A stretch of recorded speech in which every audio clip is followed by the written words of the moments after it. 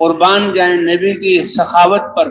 کہ دنیا میں ہوتے ہوئے بھی اپنی امت کے لیے ساری رات جاگتے تھے، اللہ کو پکارتے تھے، اور قیامت میں جب اٹھایا جائے گا تو بھی اللہ کے رسول انبیاء تک کی زبان پر اس دن کی ہولناکی کی وجہ سے نفسی نفسی ہوگا، لیکن حضرت محمد صلی اللہ علیہ وسلم کی زبان پر امتی امتی، اے اللہ میری امت کا کیا ہوگا۔ کسی صحابی نے عرض کیا یا رسول اللہ قیامت میں تو آپ بہت جلدی جنت میں چلے جائیں گے، مقام محمود ملے گا، کہ نہیں، مجھے تم قیامت میں جبکہ حساب کتاب ہو رہا ہوگا تو مجھے 3 جگہ پاؤ گے، یا میں حوض کوثر پر ہوں گا اور حوض کوثر سے اپنے ہاتھ سے میں اپنے ایمان والے امتیوں کو حوض کوثر کا پانی پلاؤں گا،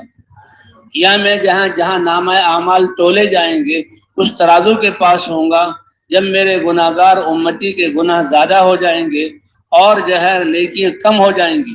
اور یہ ناکامی کی نشانی ہے، تو اس وقت میں اللہ کے سامنے سفارش کروں گا اور ان کی سفارش کروا کر جہنم کے راستے سے جنت کے راستے کی طرف متوجہ کروں گا،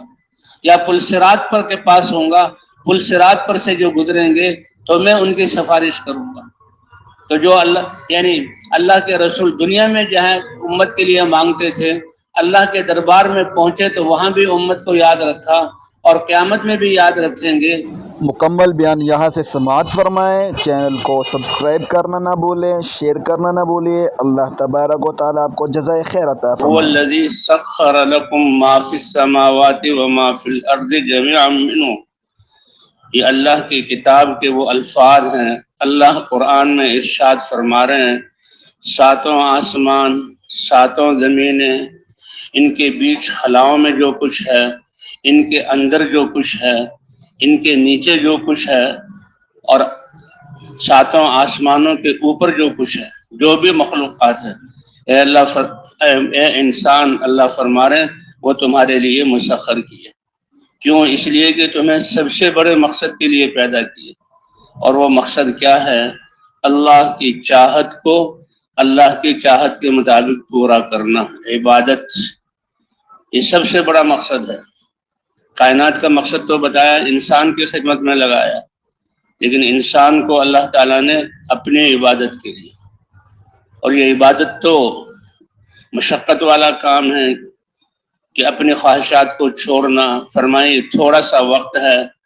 لیکن اس کا اجر اللہ تعالیٰ ہمیشہ ہمیشہ دیں گے۔ تو دنیا میں انسان آیا ہے اور مختصر سے اس کی زندگی، فرمایا انسان کی زندگی کو اگر دیکھا جائے تو یہ 3 دن ہے۔ ایک دن وہ گزر گیا، وہ تو آپ کے ہاتھ سے چلا گیا، اس کو آپ واپس نہیں لا سکتے، اور ایک دن وہ ہے جو آنے والا ہے، اس کو آپ پالیں اس کا آپ کو علم نہیں، بس آپ کے پاس جو حال آج کا دن ہے یہی تمہارے لیے عمل کا دن، تم نے تو امر حال کو دیکھنا۔ اس لیے کہتے ہیں کہ ہر دن جب انسان کو ملتا ہے، جسے ابھی ہم نے صبح کی، اللہ کے اس دن کی ابتدا ہوئی، کتنے لوگ صبح صادق کے طلوع ہونے سے پہلے ہی چلے گئے، ان کو اس دن کا کوئی حصہ نہیں ملا۔ اللہ نے ہمیں یہ وقت دیا، ہم صبح کی فجر کی نماز پڑھی اور مجمع میں بیٹھے۔ تو ہر دن یہ کہتا ہے، انسان سے خطاب کرتا ہے، انا یومک الجدید، او اللہ کے بندے، اللہ نے تمہیں ایک اور دن دے دیا، میں تمہارا ایک دن ہوں، نیا دن تمہیں ایک اور مل گیا۔ وعلی عملک شہید، مجھے ایسا نہ سمجھو جیسے تمہارے اعضاء اور یہ کائنات کی ساری چیزیں یہ گواہی دیں گے اللہ کے سامنے، تمہارے اعضاء گواہی دیں گے تو میں بھی قیامت میں گواہی دوں گا تمہارے لیے۔ علی عملک شہید، میں بھی تمہارے عمل کو دیکھا۔ فتزود منی، یہ وقت کا برتن اور ظرف اللہ نے اس لیے دیا، اس لیے کہ تم اس میں توشہ کر لو، آخرت کے لیے توشہ بنا لو، اس لیے کہ جب میں چلا گیا تو پھر قیامت کے دن دوبارہ تمہیں ملوں گا نہیں۔ تو اللہ نے یہ جو زندگی کا وقت دیا ہے آخرت کی تیاری کے لیے، اور اسی پر کامیابی کا دار و مدار ہے، اور آخرت کی تیاری اور کامیابی حاصل کرنے کے لیے سارے انسانوں کو اللہ نے وسائل برابر کے دیے، کیونکہ کامیابی کا دار و مدار باہر کی چیزوں پر نہیں ہے۔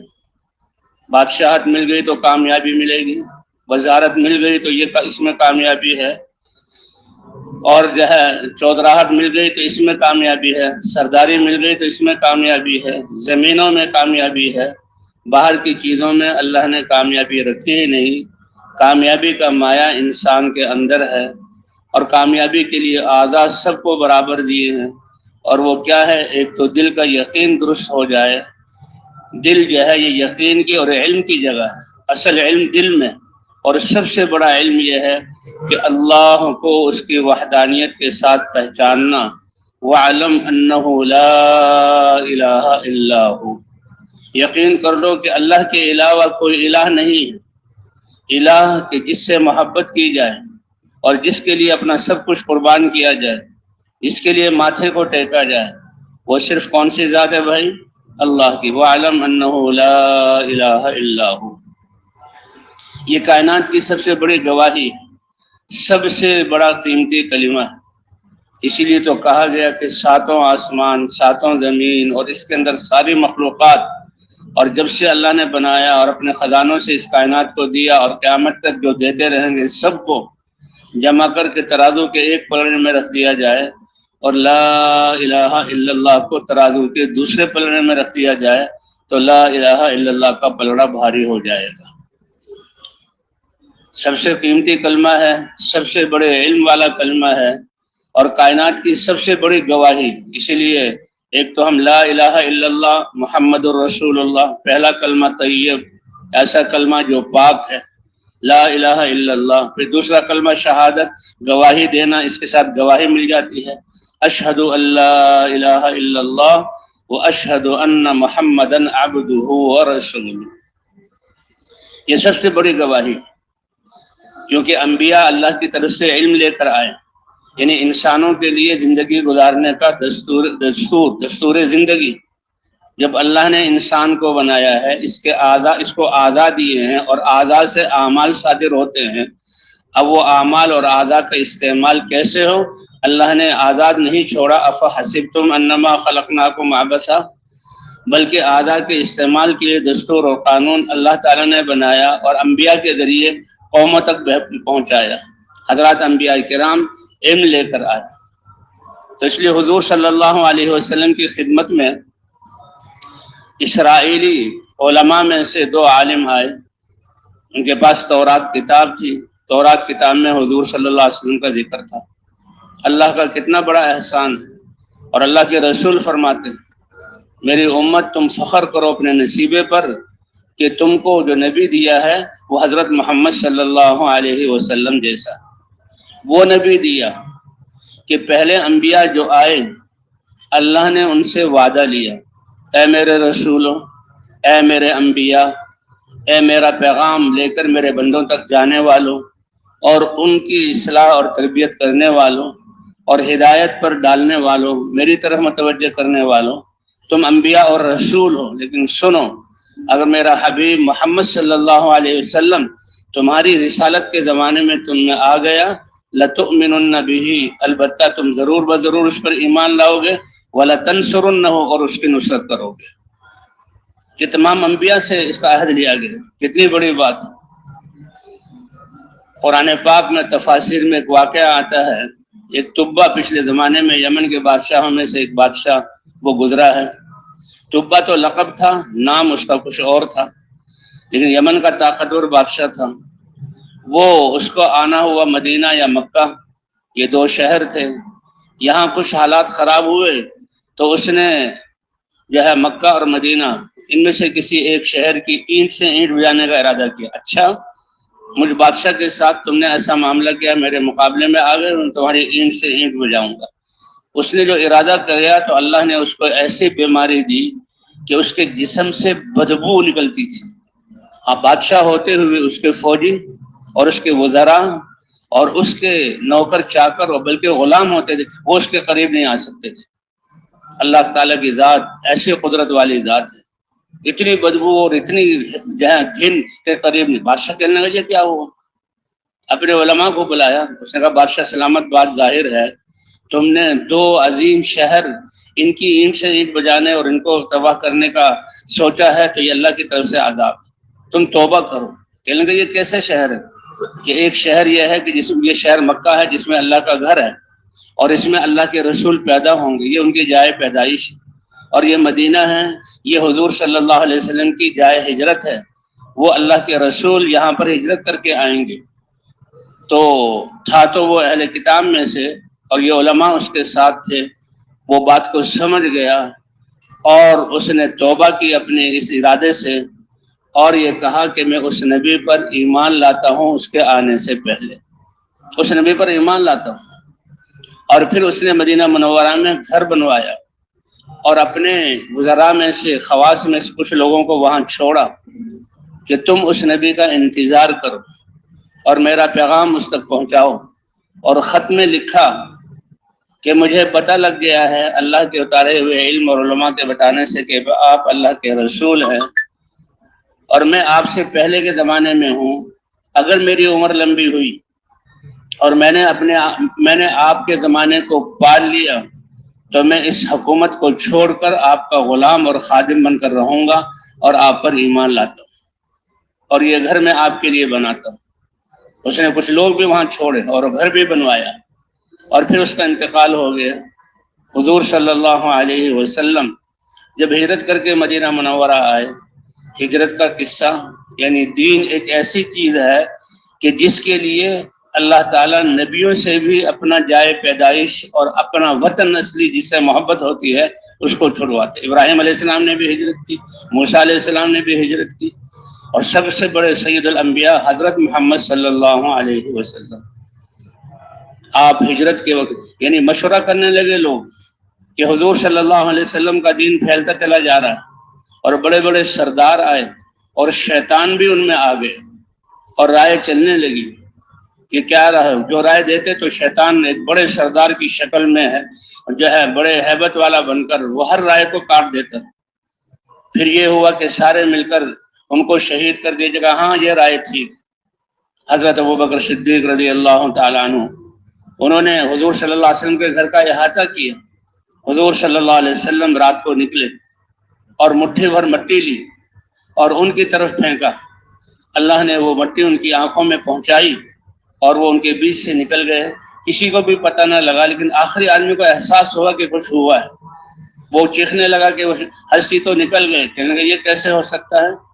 اتنی تلواروں اتنے لوگوں کے درمیان گھر کو گھیرا ہوا تھا، وہ کیسے نکل گئے؟ لیکن صبح ہوئی، اندر گئے تو حضرت علی رضی اللہ تعالیٰ عنہ تھے،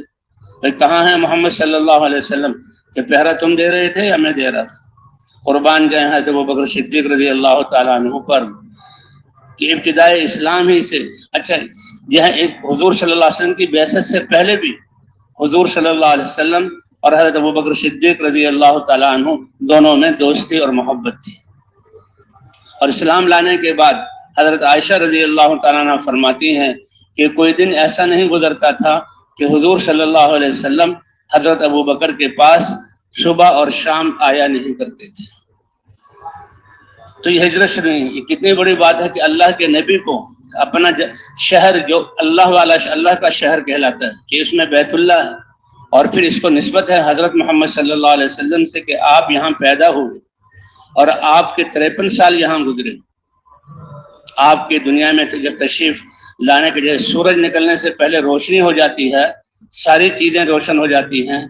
آپ کی پیدائش کے وقت ہی اللہ نے بہت اپنی قدرت کے مظاہر یعنی نمونے ظاہر کی۔ جو فارس والوں کا آتش کدہ تھا کہ آگ 1000 سال سے جل رہی تھی، اس کو بجھنے نہیں دیتے تھے، آگ کو دیکھا کہ اس سے نفع ہے، اسی کو الہ مان لیا، حالانکہ آگ تو کتنی خطرناک چیز ہے، کیسے جلانے والی ہے، کیسے راکھ کر دینے والی ہے، اسی کو وہ آتش کدہ ان کا بجھ گیا اور حضور صلی اللہ علیہ وسلم کی بعثت ہوئی۔ حضرت حلیمہ سعدیہ رضی اللہ تعالی عنہا جو آپ کی دایاں ہیں، وہ مکے آئی تھی اور اپنے گاؤں والوں کے علاقے والے عورتوں کے ساتھ، کہ اس وقت رواج تھا مکہ، اس کو جو ہے عظمت حاصل تھی بیت اللہ کی وجہ سے، اور قریش عربوں میں بہت اعلیٰ نسب کے شمار ہوتے تھے، اور قریش کے جو ہے سردار ان کی ایک ہیبت اور ایک جو ہے ان کا رعب تھا، اور لوگوں کے دلوں میں ان کی عزت تھی۔ تو یہ حلیمہ سعدیہ جب آ رہی تھی تو ان کی سواری بہت کمزور ہے، اور جو ان کے ساتھ چلنے والی کیونکہ اکٹھا سفر ہوتا تھا تو روایات میں آتا ہے کہ وہ عورتیں بار بار ارے حلیمہ اپنی سواری کو ذرا تیز کر لو، پہنچنا ہے ہم نے، تم ہمیں جو ہے دیر کرا رہی ہو. اس طرح بار بار یہ ان کو سننا پڑتا تھا. اور جب وہ آئیں تو جو حضرت آمنہ رضی اللہ تعالی، آمنہ حضور صلی اللہ علیہ وسلم کی والدہ محترمہ، ان کی گود میں بچہ تھا. لیکن جب پتہ لگا کہ یہ تو یتیم ہے تو کہنے یتیم اس سے کیا، اس کی وجہ سے ہمیں کیا ملے گا، پیسے کم ملیں گے، چلو اور کوئی تلاش کرتے ہیں. لیکن اللہ نے یہ سعادت لکھی تھی کہ ان کو جب کوئی اور بچہ نہ ملا تو حضرت محمد صلی اللہ علیہ وسلم در یتیم، ایسا موتی جو اکیلا تھا، اس جیسا کوئی دنیا میں نہیں آیا. وہ احسن منک لم تر قط عین وہ اجمل منک لم تلد النساء. کہتے ہیں اس بچے کو کیا لیا کہ ایسی برکتیں کہ سواری پر سوار ہوئی جو کمزور تھی، آتے ہوئے سب سے پیچھے تھی، جاتے ہوئے سب سے آگے. اور اب وہ عورتیں کیا کہ ارے حلیمہ اتنی تیز کیوں سواری کو دوڑا رہی ہو، ہمارا بھی انتظار کر لو. اور جو ہے حلیمہ سعدیہ رضی اللہ تعالی عنہ اپنے علاقے میں پہنچی اور حضور صلی اللہ علیہ وسلم کو جو ہے وہ دودھ پلانا شروع کیا. آپ کچھ بڑے ہوئے اور بکری چرانے جاتے تھے تو جہاں حلیمہ سعدیہ رضی اللہ تعالیٰ عنہ کی بکریاں چرتی تھیں وہاں گھاس سوکھ جاتا تھا. اور حضرت حلیمہ سعدیہ کی بکریاں جو ہے ان کی کوکھ بھر کے آتی تھی، تھن ان کے دودھ سے بھرے ہوتے تھے. کیونکہ خشک علاقہ ہے اور ریتیلا علاقہ اور پہاڑی علاقہ ہے، گھاس بہت کم ہوتا ہے، بڑی دیر تک دور تک یہاں بکریاں جاتی. لیکن جو ہے حلیمہ سعدیہ کی بکریاں ہیں ان کے کوکھ بھرے ہوتے تھے، تھن بھی دودھ سے بھرے ہوتے تھے. تو عورتیں اپنے چرواہوں کو یا خادموں کو، غلاموں کو کہتی تھیں اس جگہ بکری چرایا کرو یہاں پر حلیمہ کا بیٹا محمد بکریاں چراتا ہے. تو بہرحال آپ کو ایک دن اس مکے سے ہجرت کرنی پڑی. وہ لوگ جمع ہوئے، آپ صلی اللہ علیہ وسلم رات کے اندھیرے میں نکلے. حضرت ابوبکر صدیق رضی اللہ تعالیٰ عنہ کے پاس آئے. حضرت ابوبکر صدیق رضی اللہ تعالیٰ عنہ نے 2 اونٹنیاں تیار کی ہوئی تھی. پھر وہ غار ثور تک پہنچے. حضرت ابوبکر صدیق غار پر چڑھے. چڑھتے ہوئے کبھی ابوبکر رضی اللہ تعالیٰ عنہ آگے جاتے ہیں، کبھی پیچھے چلتے ہیں، کبھی دائیں جاتے ہیں، کبھی بائیں. حضور صلی اللہ علیہ وسلم نے پوچھا اے ابوبکر یہ کیا بات ہے؟ اے اللہ کے رسول آپ کو کوئی غضن نہ پہنچے. جب مجھے یہ خطرہ محسوس ہوتا ہے کہ کوئی گھات میں نہ بیٹھا ہوا ہو آپ پر حملہ کرنے کے لیے تو میں آگے ہو جاتا ہوں تاکہ آنے والا تیر اور نیزہ اور تلوار کا وار میرے جسم پر پڑے، آپ کو کوئی تکلیف نہ پہنچے. جب مجھے خطرہ ہوتا ہے کہ پیچھے سے آ کے کوئی حملہ نہ کرے تو میں پیچھے ہو جاتا ہوں. دائیں طرف خطرہ ہوتا ہے، دائیں طرف بائیں طرف ایسے حفاظت کرتے ہوئے وہ پہنچے غار ثور میں. اور پھر حضرت ابوبکر صدیق رضی اللہ تعالیٰ عنہ پہلے غار کو صاف کیا اور اس میں اپنے کپڑے پھاڑ کر سارے سوراخوں میں، کیونکہ غار ہے، سوراخ میں سانپ اور بچھو رہتے ہیں، یہ ایک فطری بات ہے. ایک سوراخ میں اپنی ایڑی رکھی اور حضور صلی اللہ علیہ وسلم کو لٹایا. کفار جو ہیں سامنے تک آ گئے. غار ذرا نیچے ہے، اس سے اوپر ایک چٹان سی ہے کہ آنے والا پہلے اس چٹان پر آ کر پھر نیچے کی طرف اترتا ہے. حضرت ابوبکر صدیق رضی اللہ تعالیٰ عنہ نے ان کے قدموں کو دیکھا، بلکہ چلتے ہوئے حضرت ابوبکر صدیق رضی اللہ تعالیٰ عنہ بعض دفعہ رو پڑتے. اے ابوبکر کیوں روتے؟ کہ اے اللہ کے رسول خطرہ ہے کہ آپ کو کوئی تکلیف نہ پہنچے گا. رو نہیں، ہمیں کوئی تکلیف نہیں پہنچے گی. لا تحزن ان اللہ معنا، تم کوئی غم نہ کرو، اللہ ہمارے ساتھ ہے، اللہ ہمارے ساتھ ہے. پھر جب غار سے نکل کر حضرت ابوبکر صدیق رضی اللہ تعالیٰ عنہ اور حضور صلی اللہ علیہ وسلم اور ایک اور تھا رہبر، وہ ساتھ جا رہے تھے اور چلتے تھے، تیز چلتے تھے تاکہ اتنی جلدی سفر ہو، دور ہو جائے مکہ مکرمہ سے. تو ایک جگہ جا کر دوپہر ہو گئی، گرمی تھی، دھوپ تھی. ایک چٹان دیکھی جس کے نیچے سایہ تھا. حضرت ابوبکر صدیق اور حضور صلی اللہ علیہ وسلم ٹھہر گئے اور اس چٹان کے سائے کے نیچے زمین کو برابر کیا اور حضور صلی اللہ علیہ وسلم کے لیے پوستین بچھا دی اور حضور صلی اللہ علیہ وسلم کو وہاں لٹا دیا. آپ آرام کر رہے ہیں. ایک چرواہا ملا، بکری چرا رہا تھا. حضرت ابوبکر صدیق رضی اللہ تعالیٰ نے پوچھا کس کے غلاموں کے؟ فلاں کے.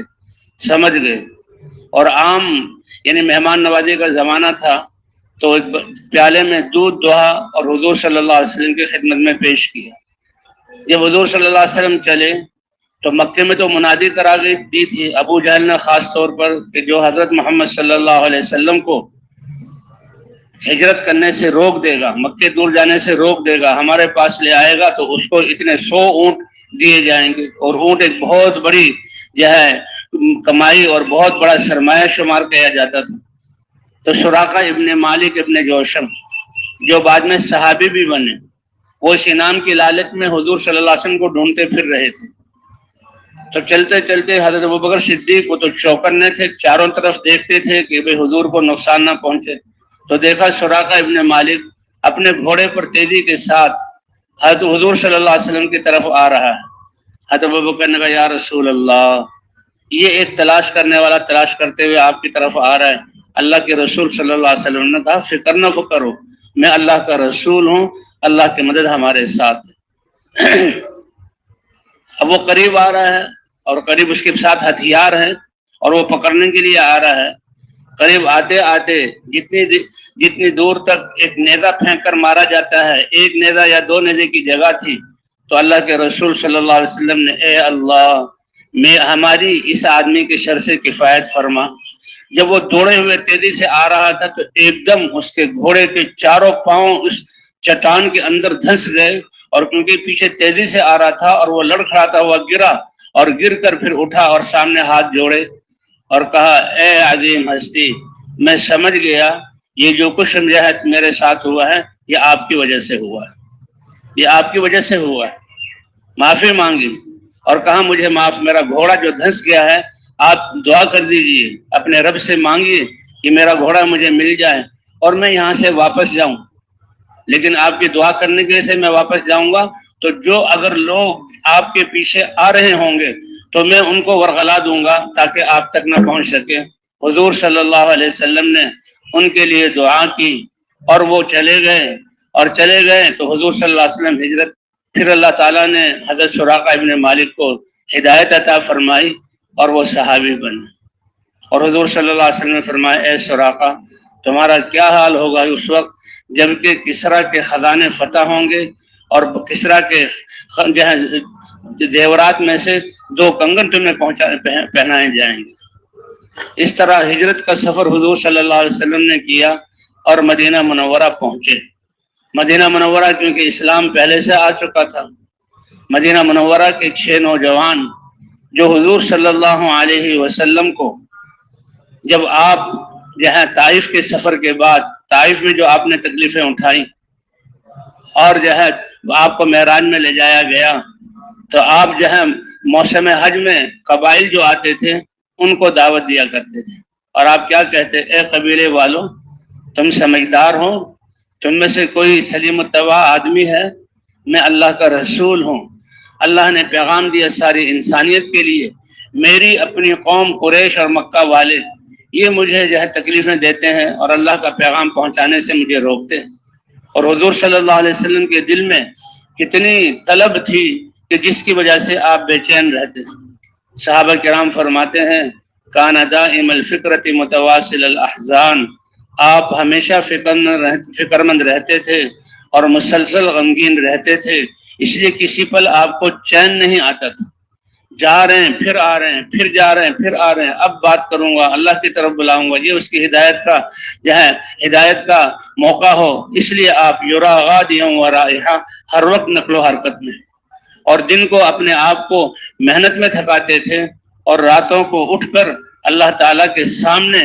دعا کرتے تھے اور آنسو بہاتے تھے، اے اللہ میری قوم کو ہدایت عطا فرما۔ ایک دفعہ آپ دن کی مکے جیسی گرمی، اور اس زمانے میں جبکہ اب تو عمارتیں بنی ہوئی ہیں ان کا کچھ سایہ ہے، اب تو کچھ وہاں پر درخت بھی ہیں ان کا سایہ ہے، اس زمانے میں تو چھوٹے چھوٹے گھر ہوتے تھے اور خشک علاقہ تھا، اور دھوپ کی جہاں سورج کی تیزی، کتنی گرمی ہوتی تھی۔ آپ دعوت دیتے یعنی گرد و غبار بھی آپ کے جسم پر اور بال بھی آپ کے بکھرے ہوئے اور پسینے سے شرابور، اور آپ اپنے گھر دوپہر کو آرام کرنے کے لیے آئے۔ آپ کی بیٹی زینب رضی اللہ تعالی عنہ، پیاری بیٹی، جب اپنے باپ کے چاند جیسے چہرے کو ایسے دیکھا تو وہ پانی کا پیالہ لائیں اور حضور صلی اللہ علیہ وسلم کے چہرے پر اپنے ننھے ہاتھوں سے پانی ڈالا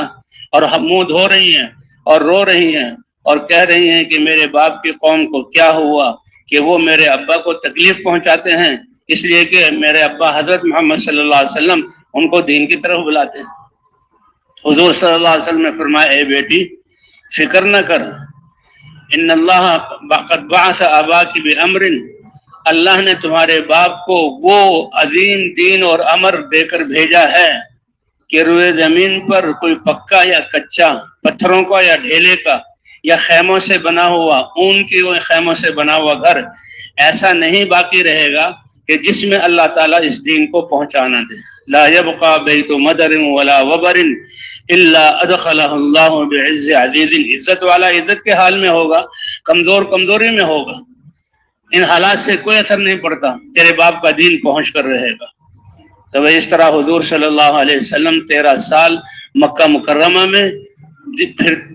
دن کو پھرتے تھے اور راتوں کو جو ہے اللہ کے سامنے کھڑے ہو کر دعا کیا کرتے تھے۔ یا ایھا المدثر قم فانذر، اے کملی والے کھڑے ہوئیے اور اپنے رب کے عذاب سے ڈرائیے۔ شریعت میں اور دعوت میں جو انذار ہے کہ جو راستہ ہم نے چلنا ہے، آخرت کی طرف جانا ہے، اس میں آنے والے خطرات سے کسی کو متنبع کر دینا، یہ تو شفقت اور ہمدردی کی بات ہے۔ اچھا بھائی آپ اس راستے پہ جا رہے ہو، اپنی گاڑی کو لے جاؤ گے، اس راستے پر تو میں بارہا چلتا ہوں، اس راستے میں یہ گڑھے اور یہ خطرات اور ایسے ایسے لوگ آتے ہیں، تو یہ ڈرانا یہ ایک شفقت اور ہمدردی والا، خیرخواہی والا ڈرانا ہوتا ہے، دشمن والا ڈرانا نہیں۔ کہ اللہ تعالیٰ نے حضور صلی اللہ علیہ وسلم کو بشارت دینے والا اور پیش آنے والے خطرات سے متنبع کرنے والا، چوکنے کرنے والا بنا کر بھیجا ہے۔ بشیروں و نذیرہ، بشارت دینے والے بھی ہیں، ڈرانے والے بھی ہیں۔ تو اس طرح حضور صلی اللہ علیہ وسلم جہاں مدینہ منورہ پہنچے تو جب طائف سے آپ واپس آئے تو قبائل کے پاس آتے تھے اور ان کو آپ دعوت دیا کرتے تھے۔ ہے تم میں سے کوئی سلیم الطبع آدمی، ہے کوئی جماعت تمہاری جو ہمیں لے لے؟ کہتے ہیں یمن ایسا ملک تھا، اس کے لوگ آئے ہوئے تھے، آپ صلی اللہ علیہ وسلم ان کے پاس آئے اور ان کو دعوت دی۔ انہوں نے کہا آپ کا چہرہ بھی بہت نورانی، آپ کی شکل و صورت بھی بتاتی ہے کہ آپ بہت عظیم آدمی ہیں اور آپ کی بات بھی بہت عظیم ہے، لیکن کیا کریں ہمارا معاملہ قبائلی ہے، ہم اپنے سرداروں کے ساتھ جڑے ہوئے، سرداروں کے بغیر کوئی فیصلہ کر نہیں سکتے، اس لیے ابھی تو ہم اسلام نہیں لاتے، آئندہ اگر ہمارا آنا ہوا سرداروں کے ساتھ تو پھر ہم اسلام لے آئیں گے۔ اس لیے کہتے ہیں کہ دین کے تقاضے اور دین کے کام، اس میں کبھی بھی آدمی کو سوچنا نہیں چاہیے، تردد نہیں کرنا چاہیے، ان کو تو لپک کر لینا چاہیے۔ اور اسی کی طرف ایک حدیث میں اشارہ ہے کہ دیکھو اسلام کی چکی تو چل رہی ہے اور اس کے تقاضے تو آ رہے ہیں، اور ان لربکم الا ان رحل اسلام دائرہ، اسلام کی چکی چل رہی ہے، اس کے تقاضے آ رہے ہیں، لوگ اپنے آپ کو اس پر پیش کر کے سعادتیں حاصل کر رہے ہیں، اور تمہارے رب کی طرف سے دین کے تقاضوں کی صورت میں ہر وقت رحمت کی لہریں، ہر وقت رحمت کی لہریں تمہاری طرف متوجہ ہو رہی ہے۔ ظاہری طور پر اس کی مثال ایسے دی جا سکتی ہے کہ آسمانوں سے سونے کی ٹڈیاں برس رہی ہیں تمہارے لیے، تو بتاؤ آسمانوں سے سونے کی ٹڈیاں برسیں اور ہمیں اجازت ہو کہ اس کو جو ہے چادریں بچھاؤ اور لے لو، تو کتنی ہوشیاری ہم دکھائیں گے، کتنی اچھی تدبیریں کریں گے۔ تو یہ تو ایک مثال دینے کے لیے ہے، اللہ کی رحمت کی لہریں ان کی قیمت سونے کی ٹڈیوں سے کروڑوں گنا زیادہ ہے، کروڑوں گنا زیادہ ہے، کہ ان تقاضوں کے آتے ہوئے اپنے آپ کو پیش کر دو، سوچ و بچار میں مت پڑو۔ تو اس لیے یمن کا وہ قبیلہ تھا اور انہوں نے بات سنی، بات سمجھ میں آ گئی، لیکن وہ کہنے لگے کہ ہماری زندگی قبائلی ہے، بس انہوں نے معاملے کو مؤخر کیا تو کتنے لوگ آئندہ جو موقع ملا اس سے پہلے ہی دنیا سے چلے گئے، اور حضور کی زیارت کرنے کے بعد بھی مشرف اسلام نہ ہو سکے، اور کتنے لوگوں کو اللہ نے بعد میں ہدایت دی اور وہ افسوس کرتے ہوئے کہ پچھلا زمانہ ہمارا نافرمانی میں کیوں گزرا۔ تو وہ یہ دینی تقاضے تو ایسے ہیں کہ جس آدمی کو اپنے آپ کو پیش کر دینا چاہیے۔ تو حضور صلی اللہ علیہ وسلم اس دعوت کو لے کر آپ یعنی اس دعوت میں سب سے پہلے یقین بننا ہے، اور یقین بننے کے لیے اس کلمہ لا الہ الا اللہ کی دعوت ہے۔ قل هذه سبیلی ادعو الی اللہ علی بصیرۃ انا ومن اتبعنی، جیسے یہ دعوت حضور صلی اللہ علیہ وسلم خود دے رہے ہیں، اسی طرح ہر کلمہ گو کو، مرد اور عورت کو اللہ نے یہ ذمہ داری عطا کی ہے۔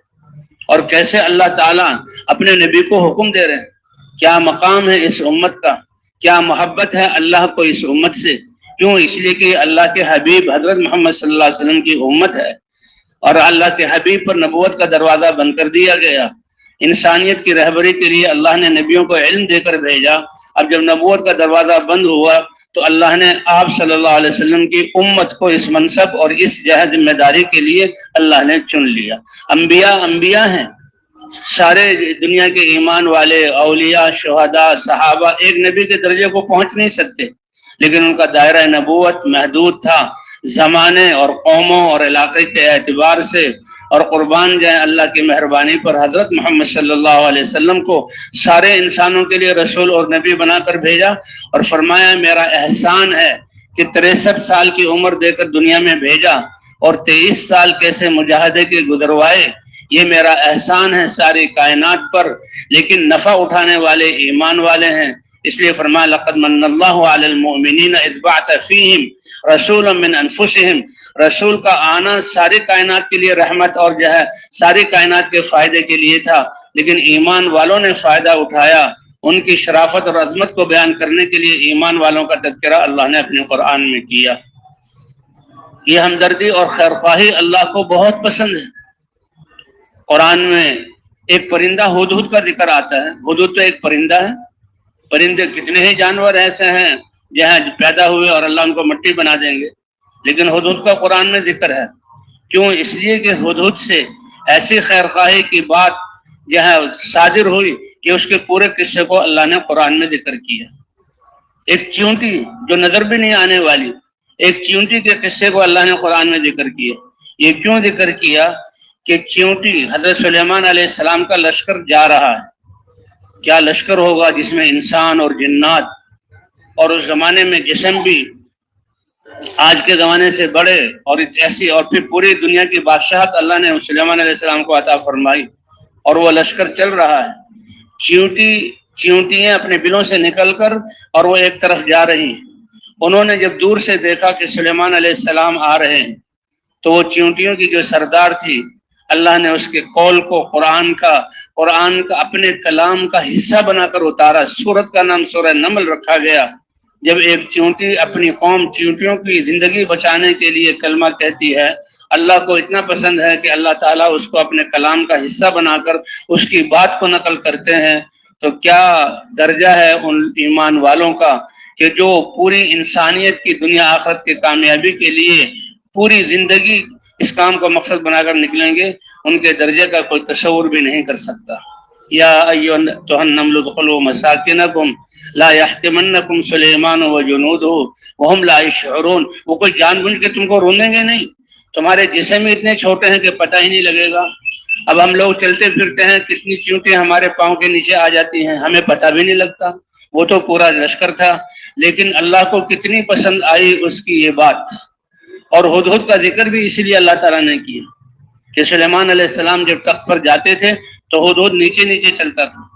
اور جہاں وہ اترتے تھے بلکہ پہلے ہدہد سے کہ دیکھو زمین میں ٹھونگ مارو اور بتاؤ کہ پانی کتنا نیچے ہے۔ جہاں پانی اچھا اور قریب ہوتا تو اترتے، کنویں جنوں کو حکم فرماتے وہ کنواں کھودتے اور پانی نکال کر لشکر کو دیا جاتا تھا۔ تو سلیمان علیہ السلام یمن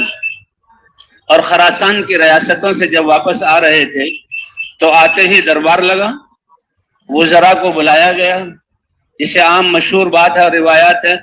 500 وزراء انسانوں میں سے تھے جن کو وزارتیں ملی ہوئی تھی، 500 وزراء جنات میں سے تھے۔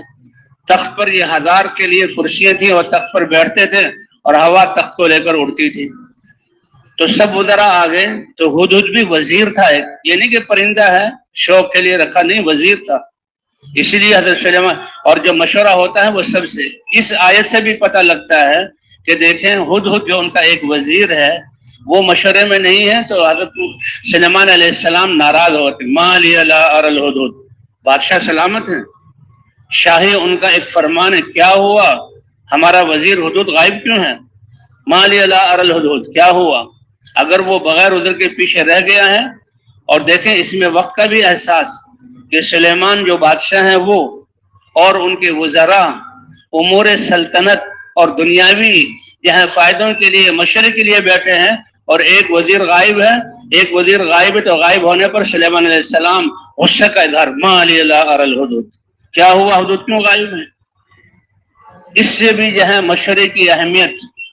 اور پھر جو امیر ہے اس کا اپنے ساتھیوں کو دیکھنا اور موجود نہ ہونے پر غصے کا اظہار۔ آخر وہ بھی سلیمان علیہ السلام کی صحبت میں رہ چکا تھا، ایک پرندہ ہوتے ہوئے اس کو پتہ تھا کہ میں بہت بڑے کام کے لیے رکا ہوں، لیکن بادشاہ سلامت کا مزاج شاہانہ، ہو سکتا ہے میری غیر حاضری کی وجہ سے ان کو غصہ آ جائے، اور غصہ آ جائے تو بادشاہ ہے، میں تو چھوٹا سا۔ اس کی اس کیفیات اور اس چیزوں کو اللہ نے قرآن میں ذکر کیا کہ جب وہ حدود آیا تو سلیمان علیہ السلام کے کندھے پر یا سلیمان علیہ السلام کے سامنے نہیں بیٹھا، اتنی دور بیٹھا کہ سلیمان علیہ السلام اس کو پکڑ نہ لیں، اور آ کر بیٹھ گیا، اور واقعی دیکھا بادشاہ سلامت ناراض ہیں، اور بتایا ہوگا لوگوں نے کہ او بھائی حدود کہاں تھے؟ سلیمان علیہ السلام تمہارے نہ ہونے کی ایک شورا والے کے حاضر نہ ہونے سے یعنی غصے کا اظہار تو کتنا ضروری ہے جب مشورہ اور وہ مشورہ تو امور سلطنت کے لیے تھا۔ جی ہاں، تو ہمارا مشورہ دین کے لیے ہوتا ہے۔ حضرت غصے کیا ہوا، کیا فرمایا، اگر اس نے کوئی صحیح عذر بیان نہ کیا لأذبحنہ، آج چھری پھیر دوں گا، او لأعذبنہ، یا اس کے پروں کو اکھاڑ کر سارے پر اکھاڑ دوں گا، وہ چلنے اور اڑنے کے قابل نہ رہے، لیکن مگر یہ کہ کوئی بڑا عذر پیش کرے، اور واقعی اس نے بڑا عذر پیش کیا، اور وہ کیا، اسی کی وجہ سے اللہ نے اے سلیمان، اللہ نے آپ کو بادشاہت دی، پوری دنیا میں بادشاہت دی، آپ بڑے بادشاہ ہیں، لیکن میں جو آپ کے ساتھ تھا میں نے ایک قوم کو دیکھا بڑی طاقتور ہے اور بڑے فن والی ہے، وہ کیا ان کا معبد شمس ہے، کیا عرش بلقیس ہے، اور وہ عورت ایک ملکہ ہے، اور وہ اللہ کو چھوڑ کر سورج کی پرستش کرتے ہیں۔ یہ ہمدردی ایک جانور کے دل میں، اس کی وجہ سے اللہ نے اس کا سارا جذبہ قرآن میں ذکر کیا، اور سلیمان علیہ السلام نے اسی کو ڈاکیہ بنایا خط دے کر، اے سلیمان، ایک قوم اور عورت ان کی بادشاہ اور سورج کی پرستش کر رہے ہیں، اس سے وہ برداشت نہ ہوا، اس لیے اللہ نے اس کا ذکر اور نام قرآن پر، چند جانور ہیں ان کا قرآن میں ذکر ہے، ہدہد ہے، اور یہ کیا کہتے ہیں، یہ چیونٹی ہے۔ تو سلیمان علیہ السلام نے پھر خط بھیجا، تو بہرحال یہ ہے ہمدردی اور خیرخواہی، ادھر چیونٹی کی خیرخواہی، اس کی وجہ سے اللہ نے اس کی بات کو ذکر کیا، ادھر حدود کی خیرخواہی۔ تو حضور صلی اللہ علیہ وسلم دعوت دے رہے، بات چل رہی تھی کہ جو قوم تھی یمن کی، ان کو حضور صلی اللہ علیہ وسلم نے دعوت دی اور ان کو دین کی طرف بلایا، انہوں نے کہا آپ عظیم ہستی ہیں، آپ کا چہرہ بڑا منور ہے، آپ کی باتیں بالکل سمجھ میں آنے والی ہیں، لیکن ہماری قبائلی زندگی ہے، سرداروں کے پوچھے بغیر ہم نہیں دین میں داخل ہو سکتے، مؤخر کیا۔ کہتا یہی بات ہے کہ مؤخر کرنے سے انسان کتنی خیروں سے محروم رہ جاتا ہے۔ پھر بات نکل گئی ان کے ہاتھوں سے، کتنے لوگ کفر ہی پہ مر گئے، بعد میں بعض لوگ اسلام لائے، اور وہ افسوس کیا کرتے ہیں کہ کاش ہم جب حضور صلی اللہ علیہ وسلم نے دعوت دی تھی ہم اس وقت اسلام میں داخل ہو جاتے۔ جیسے طفیل ابن عمر دوسی رضی اللہ تعالیٰ مسلمان ہو کر یمن گئے اور وہ دعوت دی، حضرت ابو ذر غفاری رضی اللہ تعالیٰ مسلمان ہوئے اور دعوت کو لے کر کھڑے ہوئے۔ تو حضور صلی اللہ علیہ وسلم جو مکہ مکرمہ میں موسم حج پر لوگوں کو دعوت دے رہے ہیں، تو 6 نوجوان مدینہ منورہ کے، دن میں حضور صلی اللہ علیہ وسلم کی ان سے ملاقات ہوئی اور ان کو اللہ کی طرف بلایا کہ میں اللہ کا رسول ہوں۔ تو یہ مدینہ کے والے تھے اور عرب تھے، اوس اور خزرج، یہ دو عرب قومیں تھیں جو بت پرست تھے، اور اصل یہ یمن سے آئے تھے، یہ سد معرب ٹوٹا، ہجرت کر کے یہاں پر آئے، اور کچھ غسانی بادشاہ وہ روم کی طرف چلے گئے، تو یہ 2 قومیں آباد تھیں، اور ان کے ساتھ یہود کے بڑے 3 قبیلے، بنو نذیر، بنو قینقاع اور بنو قریظہ۔ اور یہ یہود وہ تھے کہ جو حضرت موسیٰ علیہ السلام کے ساتھ بیت اللہ کی زیارت کرنے، اور موسیٰ علیہ السلام ان کو لے کر انبیاء اپنی قوموں پر محنت کر کے پھر آخر میں اللہ کے دربار میں ان کو پیش کرتے تھے۔ عسفان ایک جگہ ہے جو شام اور مکے کے درمیان ہے، وہاں پر یعنی حاجی بھی جاتے ہیں، کہتے ہیں یہ وہ کہ کتنے انبیاء اپنی قوموں کو لا کر عسفان میں ٹھہرے، اور عثمان سے لے کر مکہ مکرمہ۔ تو حضرت موسیٰ علیہ السلام اپنی قوم کو لے کر آئے، تورات ان کے پاس ہے، تورات اور انجیل میں اور پہلی آسمانی کتابوں میں حضرت محمد صلی اللہ علیہ وسلم کا ذکر ہے، تو پورا تفصیل سے ذکر کہ ان کی جائے پیدائش کون سی ہوگی اور کیسے وہ دعوت دیں گے اور پھر کیسے وہ ہجرت کریں گے مدینہ منورہ کی طرف، یہ سارے واقعات۔ تو بنی اسرائیل کیونکہ انبیاء مسلسل جہاں بنی اسرائیل میں آئے اور انبیاء کے ساتھ، لیکن یہ ایک ایسی بگڑی ہوئی قوم کہ نبی محنت کرتے، ہدایت ملتی، اور کچھ نبی کے جانے کے بعد پھر یہ بگڑ جاتے، پھر اللہ دوسرا نبی بھیجتے،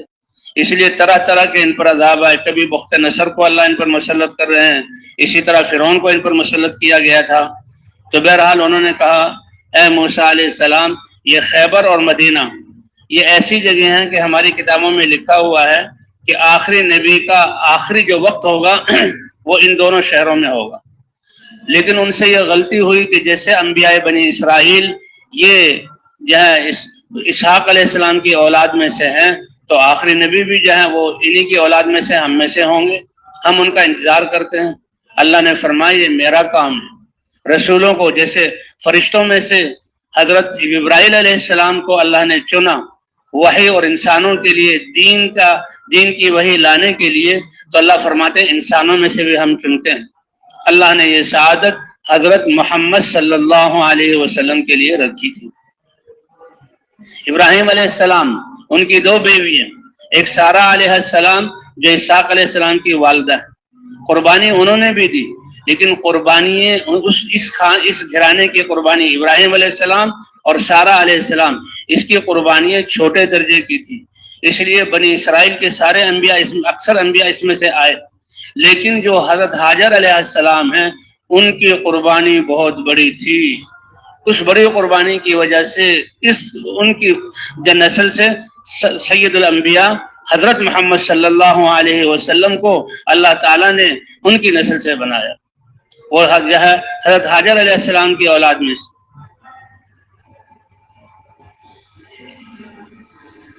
تو حضرت ہاجر علیہ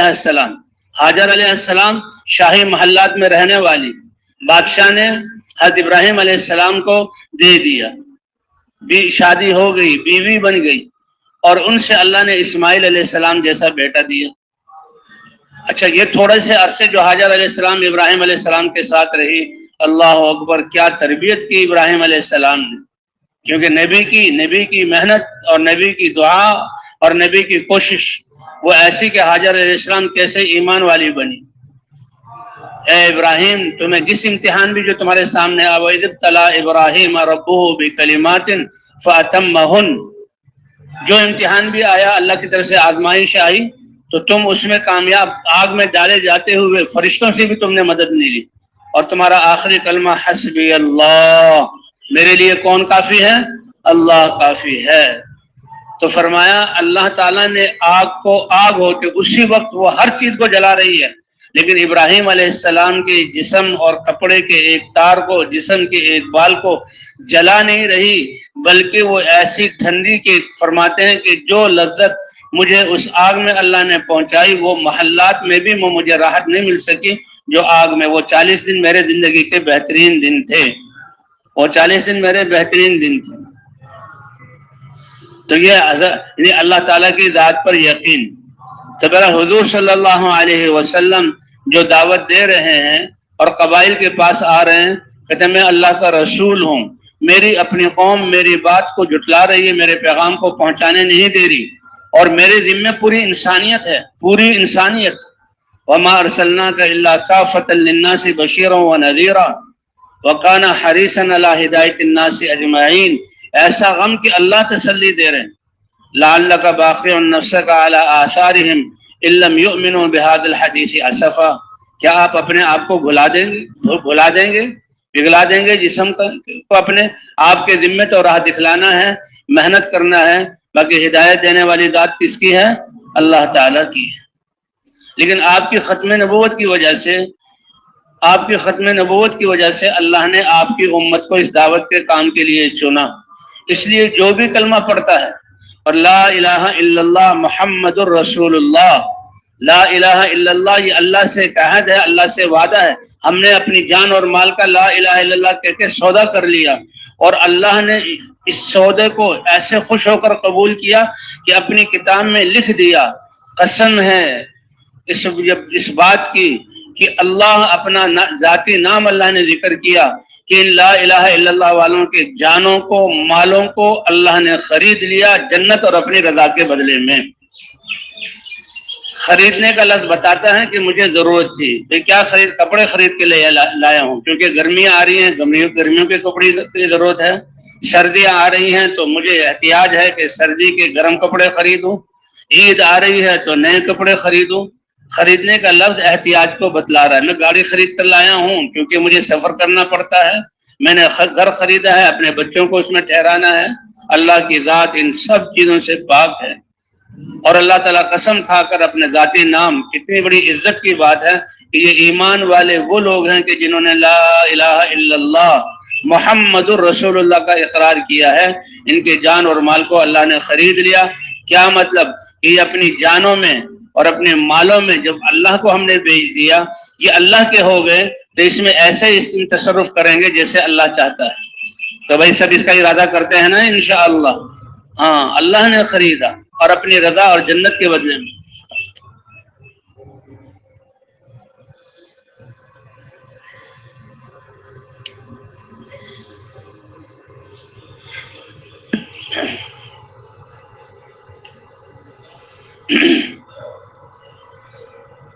تو کتنا بڑا اعزاز ہے اور شرف ہے۔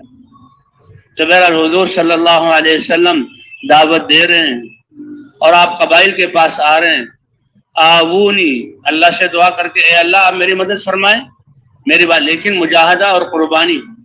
اسی لیے کہتے ہیں کہ حضرت خباب بن عرت رضی اللہ تعالیٰ عنہ وہ فرماتے ہیں کہ میں شروع اسلام لانے والوں میں سے تھا، چھٹا آدمی تھا جو اسلام لایا،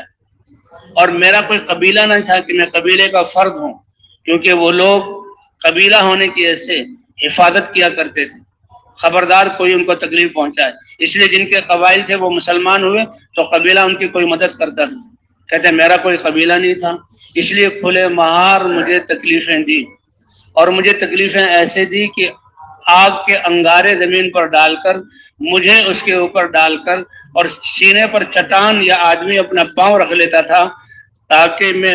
آگ سے اپنے جسم کو جدا نہ کر سکوں، اور وہ آگ میرے جسم سے پگھلنے والے جو پانی اور خون نکلتا تھا اس سے وہ آگ بجھتی تھی۔ ابھی کتنے قابل قدر ہیں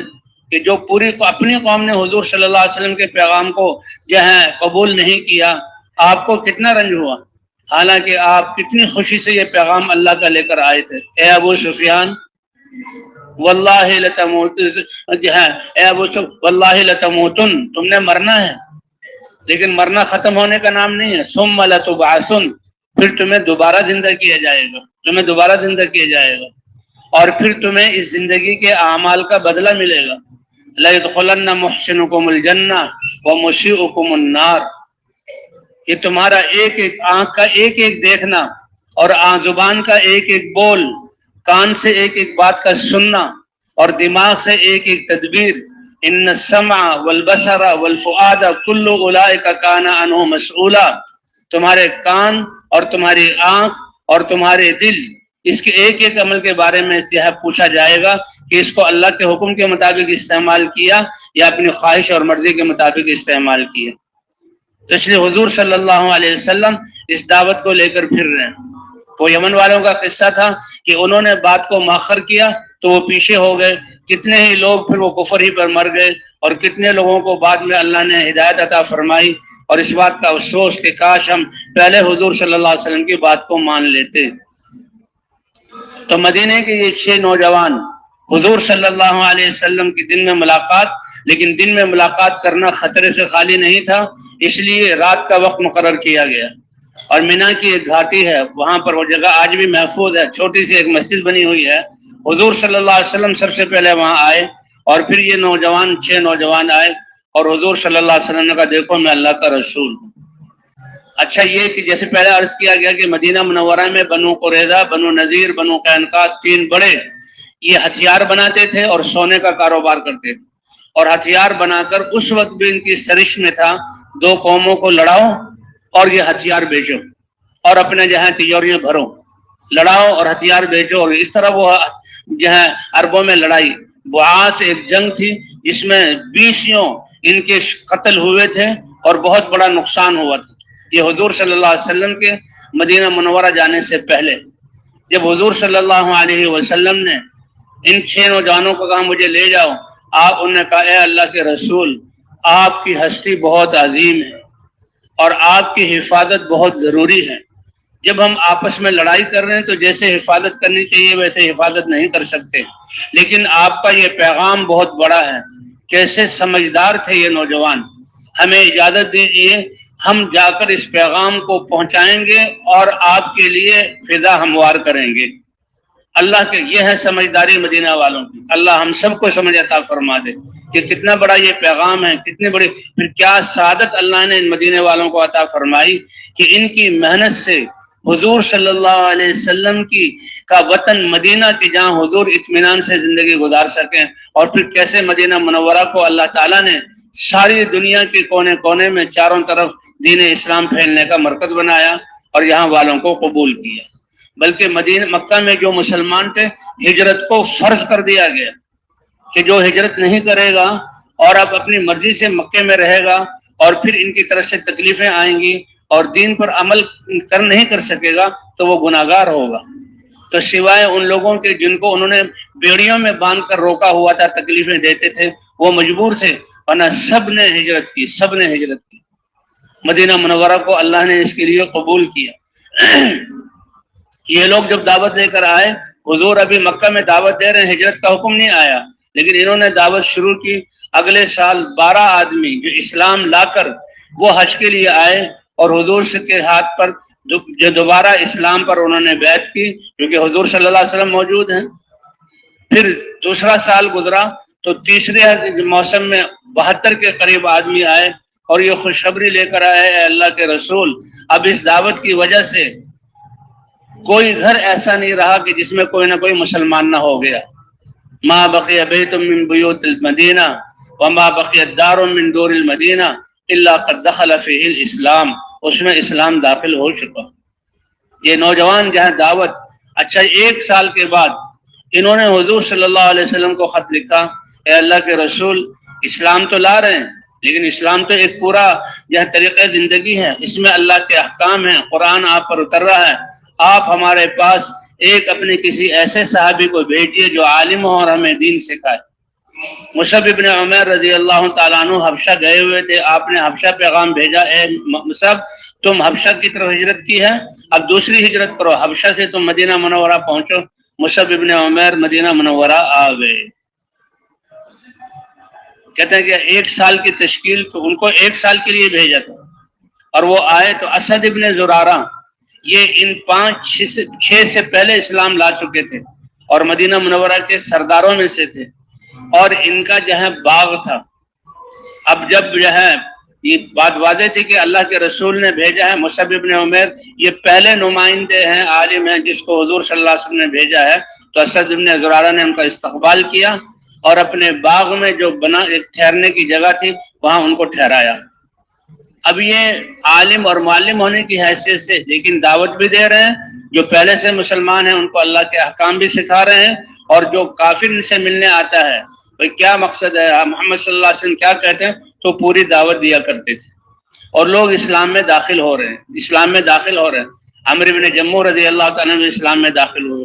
ان کا بیٹا جہاں اسلام میں داخل ہوا تھا، یہ راتوں کو بت کی عبادت کیا کرتے تھے. ان کا بیٹا جو ہے وہ بت کو لے جا کر کہیں باہر غائب کر دیتا. یہ جب عبادت کے لیے آتے تو تلاش کرتے تھے تو کہیں سے ان کو ملتا.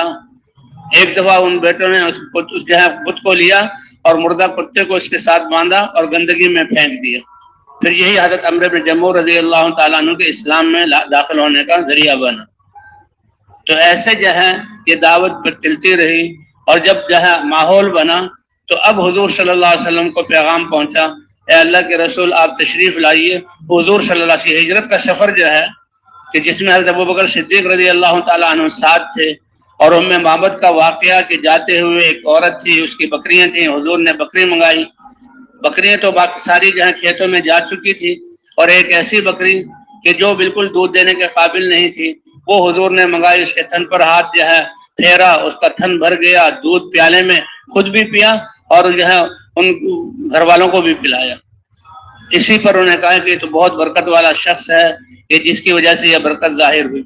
اسی میں سراقہ ابن مالک کا واقعہ آیا کہ وہ جو حضور صلی اللہ علیہ وسلم کو پکڑنے کے لیے آ رہا تھا، اے اللہ کے رسول یہ قریب ہو رہا ہے۔ حضرت ابوبکر صدیق رویا کرتے تھے، ابوبکر کیوں رو رہے ہو؟ اے اللہ کے رسول کہیں آپ کو تکلیف نہ پہنچے۔ تو سراقہ ابن مالک دوڑتے ہوئے آیا اور جب اس کے گھوڑے کے چاروں پاؤں پتھر کے اندر دھنسے تو بڑی زور سے وہ آگے کی طرف گرا اور کھڑا ہوتے اس نے ہاتھ جوڑے کہ یہ آپ کے رب نے میرے ساتھ کیا ہے، آپ میرے لیے دعا کیجئے، میرا گھوڑا اس چٹان کے اندر جو اس کے پاؤں دھس گئے اس سے نکال دیں، اور میں آپ سے وعدہ کرتا ہوں کہ جو راستے میں آپ کے پیچھے آنے والا میں اس کو دوسرے راستوں پہ ڈال دوں گا، وہ آپ تک پہنچ ہی نہیں سکے گا، آپ کے راستے سے ان کو اندھا کر دوں گا۔ اور واقعی پھر ایسا ہوا۔ اور پھر سراقہ ابن مالک یہاں مدینہ منورہ میں آئے اور حضور صلی اللہ علیہ وسلم پر، اے سراقہ تمہارا کیا حال ہوگا کہ کسرا فارس کے خزانے تمہارے ہاتھ پر فتح ہوں گے، اور میں 2 کنگن کسرا کے جو خاص اس نے اپنے لیے بنائے سونے کے وہ تمہارے ہاتھوں میں ہوں گے۔ تو بہرحال بھائی دین کی محنت، دین کی دعوت اور اس کے لیے ہجرت کرنا، اپنے گھر کو چھوڑنا۔ اللہ کے رسول صلی اللہ علیہ وسلم نے فرمایا لولا الہجرۃ لکنت رجلا من الانصار، اگر ہجرت نہ ہوتی تو انصار مدینہ میں سے میں ایک آدمی ہوتا۔ تو یہ دعوت بنیاد ہے، حضور صلی اللہ علیہ وسلم بھی دعوت دے رہے ہیں اور صحابہ بھی، اور یہ جتنا ایمان مضبوط ہوگا اتنا ہی انسان کے لیے عبادت پر آنا آسان ہوگا، اور عبادت پر ڈالنے کے لیے پھر اللہ کی مہربانی، ایک ایمان یہ طاقت ہے عبادت پر ڈالنے کی۔ پھر اللہ نے نماز ایسی عبادت دی کہ اس عبادت کی وجہ سے پورے دین پر چلنا انسانوں کے لیے آسان ہو جاتا ہے، کیونکہ نماز ایک ایسی عبادت ہے کہ پاؤں کے ناخن سے لے کر سر کے بال تک پورے کے پورے جسم کو، دل اور دماغ کو انسان اللہ کے حکم کا پابند کر دیتا ہے۔ یہ تو وہ تحفہ، خاص تحفہ ہے۔ جیسے اپنے دوستوں کو بڑے بڑے لوگ ہدیے بھیجتے ہیں اپنے نوکروں اور غلاموں کے ہاتھ یا کسی اور ذریعے سے، لیکن خاص جو تحفہ ہو اس کو بلایا جاتا ہے، دعوت کا انتظام کیا جاتا ہے، اور پھر اندر بیٹھ کر چپکے سے یہ تحفہ کوئی دیکھ نہ لے۔ تو اللہ نے اپنے نبی کو آسمانوں پر بلایا، اپنے دربار میں حاضر کیا، اللہ کے سامنے تحیات للہ والصلوات والطیبات، اے اللہ میری جانی، مالی اور قولی عبادتیں میں آپ کو پیش کرتا ہوں۔ اللہ کے دربار میں کوئی سونا انسان پیش نہیں کرے گا، کوئی چاندی پیش نہیں کرے گا، اپنے عہدے نہیں دکھلائے گا کہ میں بادشاہ بن کر آیا ہوں، ساز و سامان نہیں دکھلائے گا، وہاں تو عبادات۔ اللہ کے رسول التحیات للہ والصلوات والطیبات، اے اللہ میری قولی عبادتیں، کیونکہ زبان کا بول یہ بھی عبادت ہے، اور میری جو ہے وہ جو عملی عبادتیں، پورے جسم کا استعمال، اور میری مالی عبادتیں، سب کے سب آپ کے لیے۔ 3 چیزیں اللہ کے دربار میں پیش کی، تو 3 چیزوں کے بدلے میں اللہ کی طرف سے 3 انعام اللہ کی طرف سے ملے۔ السلام علیکہ، اے نبی آپ پر سلامتی ہو آپ کے رب کی طرف سے، ورحمت اللہ، اور اللہ کی رحمتیں ہوں، اور وبرکاتہ، اور اللہ کی برکتیں ہوں۔ قربان جائیں نبی کی سخاوت پر کہ دنیا میں ہوتے ہوئے بھی اپنی امت کے لیے ساری رات جاگتے تھے، اللہ کو پکارتے تھے، اور قیامت میں جب اٹھایا جائے گا تو بھی اللہ کے رسول انبیاء تک کی زبان پر اس دن کی ہولناکی کی وجہ سے نفسی نفسی ہوگا، لیکن حضرت محمد صلی اللہ علیہ وسلم کی زبان پر امتی امتی، اے اللہ میری امت کا کیا ہوگا۔ کسی صحابی نے عرض کیا یا رسول اللہ قیامت میں تو آپ بہت جلدی جنت میں چلے جائیں گے، مقام محمود ملے گا؟ کہ نہیں، مجھے تم قیامت میں جبکہ حساب کتاب ہو رہا ہوگا تو مجھے 3 جگہ پاؤ گے، یا میں حوض کوثر پر ہوں گا اور حوض کوثر سے اپنے ہاتھ سے میں اپنے ایمان والے امتیوں کو حوض کوثر کا پانی پلاؤں گا، یا میں جہاں نامہ اعمال تولے جائیں گے اس ترازو کے پاس ہوں گا جب میرے گناہگار امتی کے گناہ زیادہ ہو جائیں گے اور جو ہے نیکیاں کم ہو جائیں گی، اور یہ جو ہے یہ ناکامی کی نشانی ہے، تو اس وقت میں اللہ کے سامنے سفارش کروں گا اور ان کی سفارش کروا کر جہنم کے راستے سے جنت کے راستے کی طرف متوجہ کروں گا، یا پل صراط پر کے پاس ہوں گا، پل صراط پر سے جو گزریں گے تو میں ان کی سفارش کروں گا۔ تو جو اللہ کے رسول دنیا میں جو ہے امت کے لیے مانگتے تھے، اللہ کے دربار میں پہنچے تو وہاں بھی امت کو یاد رکھا، اور قیامت میں بھی یاد رکھیں گے۔ اللہ تعالیٰ نے امت کے لیے 50 نمازیں دی۔ اے میرے نماز، یہ عبادت اللہ تعالیٰ کی 50 نمازیں آپ کی امت میرے سامنے کھڑے رہیں، پڑھتے رہیں۔ باقی رزق کون دے گا، پالے گا کون بھائی؟ ان اللہ هو الرزاق ذو القوۃ المتین۔ اصحاب کہف کو جو اپنے ایمان کی حفاظت کے لیے نکلے، شاہی خاندان کے نوجوان تھے، عالم کی مجلس میں بیٹھنے کی وجہ سے اللہ نے ان کو اپنی پہچان دی۔ اللہ کو جو پہچانا، وہ بادشاہ کہتا نہیں میں تمہارا رب ہوں، میں انتظام چلانے والا میں ہوں، یہ طاقتیں میری ہیں، تو ان کے دلوں سے بادشاہ کی وقت نکل گئی اور اللہ کی ذات کا ایمان۔ لیکن ایمان یہ اللہ کا عشق ہے، یہ خوشبو ہے جو چھپائش نہیں چھپتی۔ ان کے جو ہیں سلیقوں سے اور ان کے طور طریقوں سے پتہ لگ گیا کہ بادشاہ کے سامنے آ کر بادشاہ کی ویسے تعظیم نہیں کرتے جیسے اور لوگ کرتے ہیں، اور کیسے وہ تعظیم کریں بادشاہ کی جبکہ اللہ کی بڑائی ان کے دل میں آ گئی تھی، کیونکہ یہ کلمہ لا الہ الا اللہ کی ساری چیزوں کی بڑائیوں اور تاثر کو نکال دیتا ہے۔ اللہ کی بڑائی دل میں آ جاتی ہے اور ساری چیزوں کے خوف اور تاثر کو نکال دیتا ہے۔ اللہ کی محبت والا خوف کہ اللہ ناراض نہ ہو جائے، یہ ہاں یہ دل میں آ جاتا ہے۔ ساری چیزوں سے امیدیں منقطع ہو جاتی ہیں اور اللہ کی ذات پر امید بن جاتی ہے۔ اس لیے کلمہ خوف بھی ہے، خوف ہو تو اللہ کا، امید ہو تو اللہ کی۔ کلمہ خوف بھی ہے اور کلمہ رجا بھی ہے، اور یہ کلمہ اخلاص بھی ہے کہ اس کلمے کے بعد پھر انسان کے اعمال اتنے پاکیزہ کہ صرف اللہ کی نسبت، اس کا ہنسنا اور اس کا مسکرانا اور اس کا جہاں زندہ رہنا، حتیٰ کہ اس کا مرنا اور زندگی کے سارے اعمال، یہ سب اللہ کے لیے۔ قل ان صلاتي ونسكي ومحياي ومماتي لله رب العالمین۔ اخلاص کے بقدر اعمال کا وزن ہوگا، اور اخلاص ایمان کے بقدر آتا ہے۔ ایمان، صحابہ کرام کہتے ہیں صحابہ کرام کے دلوں میں ایمان ایسے جمع ہوا ہوتا تھا، گڑا ہوا ہوتا تھا جیسے پہاڑ زمین پر گڑے ہوئے ہوتے ہیں۔ ہوائیں آندھیاں چلتی ہیں، گھروں کو الٹ دیتے ہیں، آندھیاں چلتی ہیں، درختوں کو اکھاڑ دیتی ہیں، آندھی چلتی ہیں، انسانوں کو اڑا دیتی ہیں، لیکن پہاڑ پر کوئی آندھی اثر نہیں کر سکتی۔ تو اسی طرح ایسا ایمان کہ حالات کی آندھیاں ایمان والوں کے ایمان کو متزلزل ہونے نہیں دیتی۔ اللہ تعالی ہمیں بھی وہ ایمان عطا فرمائے۔ صحابہ کرام ایسے ایمان والے تھے کہ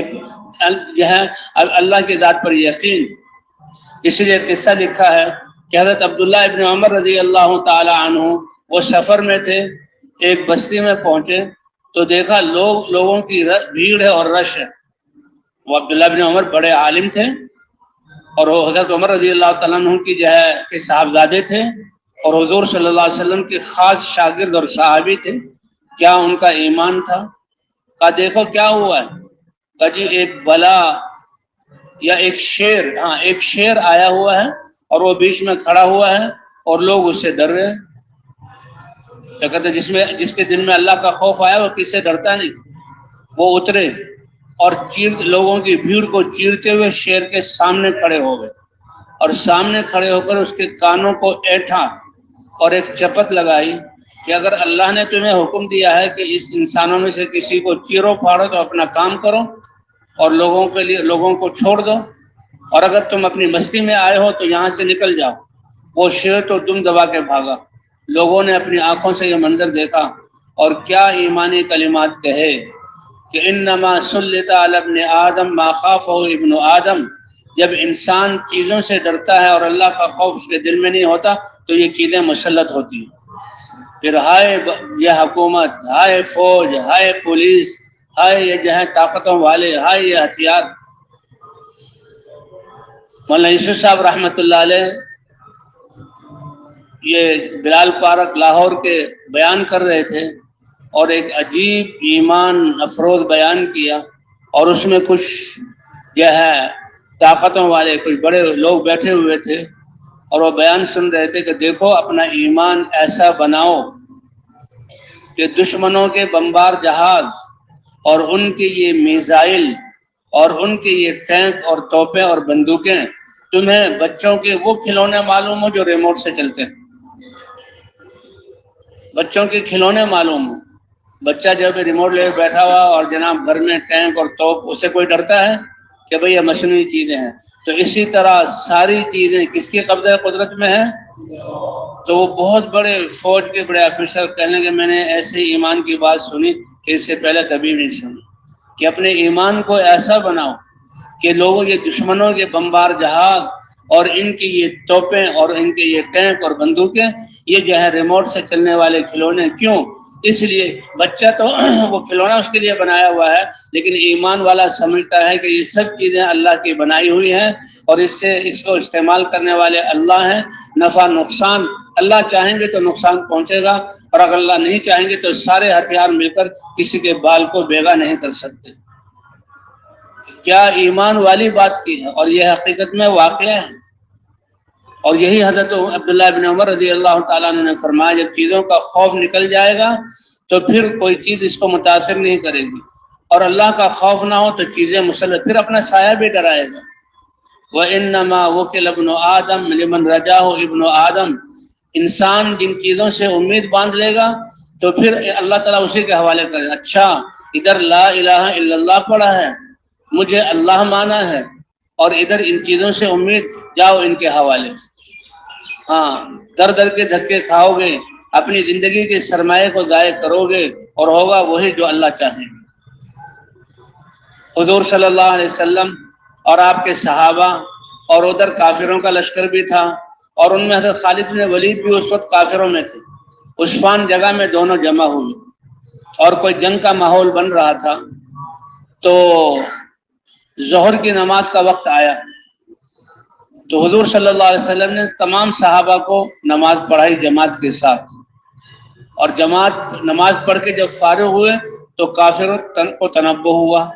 کہ یہ کیا ہوا، نماز میں تو یہ ہاتھ باندھ کے حضور کے پیچھے اللہ کی طرف متوجہ ہو کر کھڑے ہوئے تھے، اور یہ رکوع میں بھی گئے، سجدے میں بھی گئے، تو یہ تو ہم نے بہت بڑا واقع یعنی موقع اپنے ہاتھوں سے ضائع کر دیا۔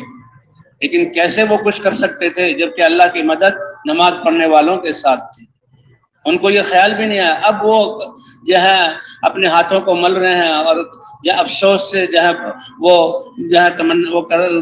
بات کر رہے ہیں کہ معاملہ اللہ کے ہاتھ میں۔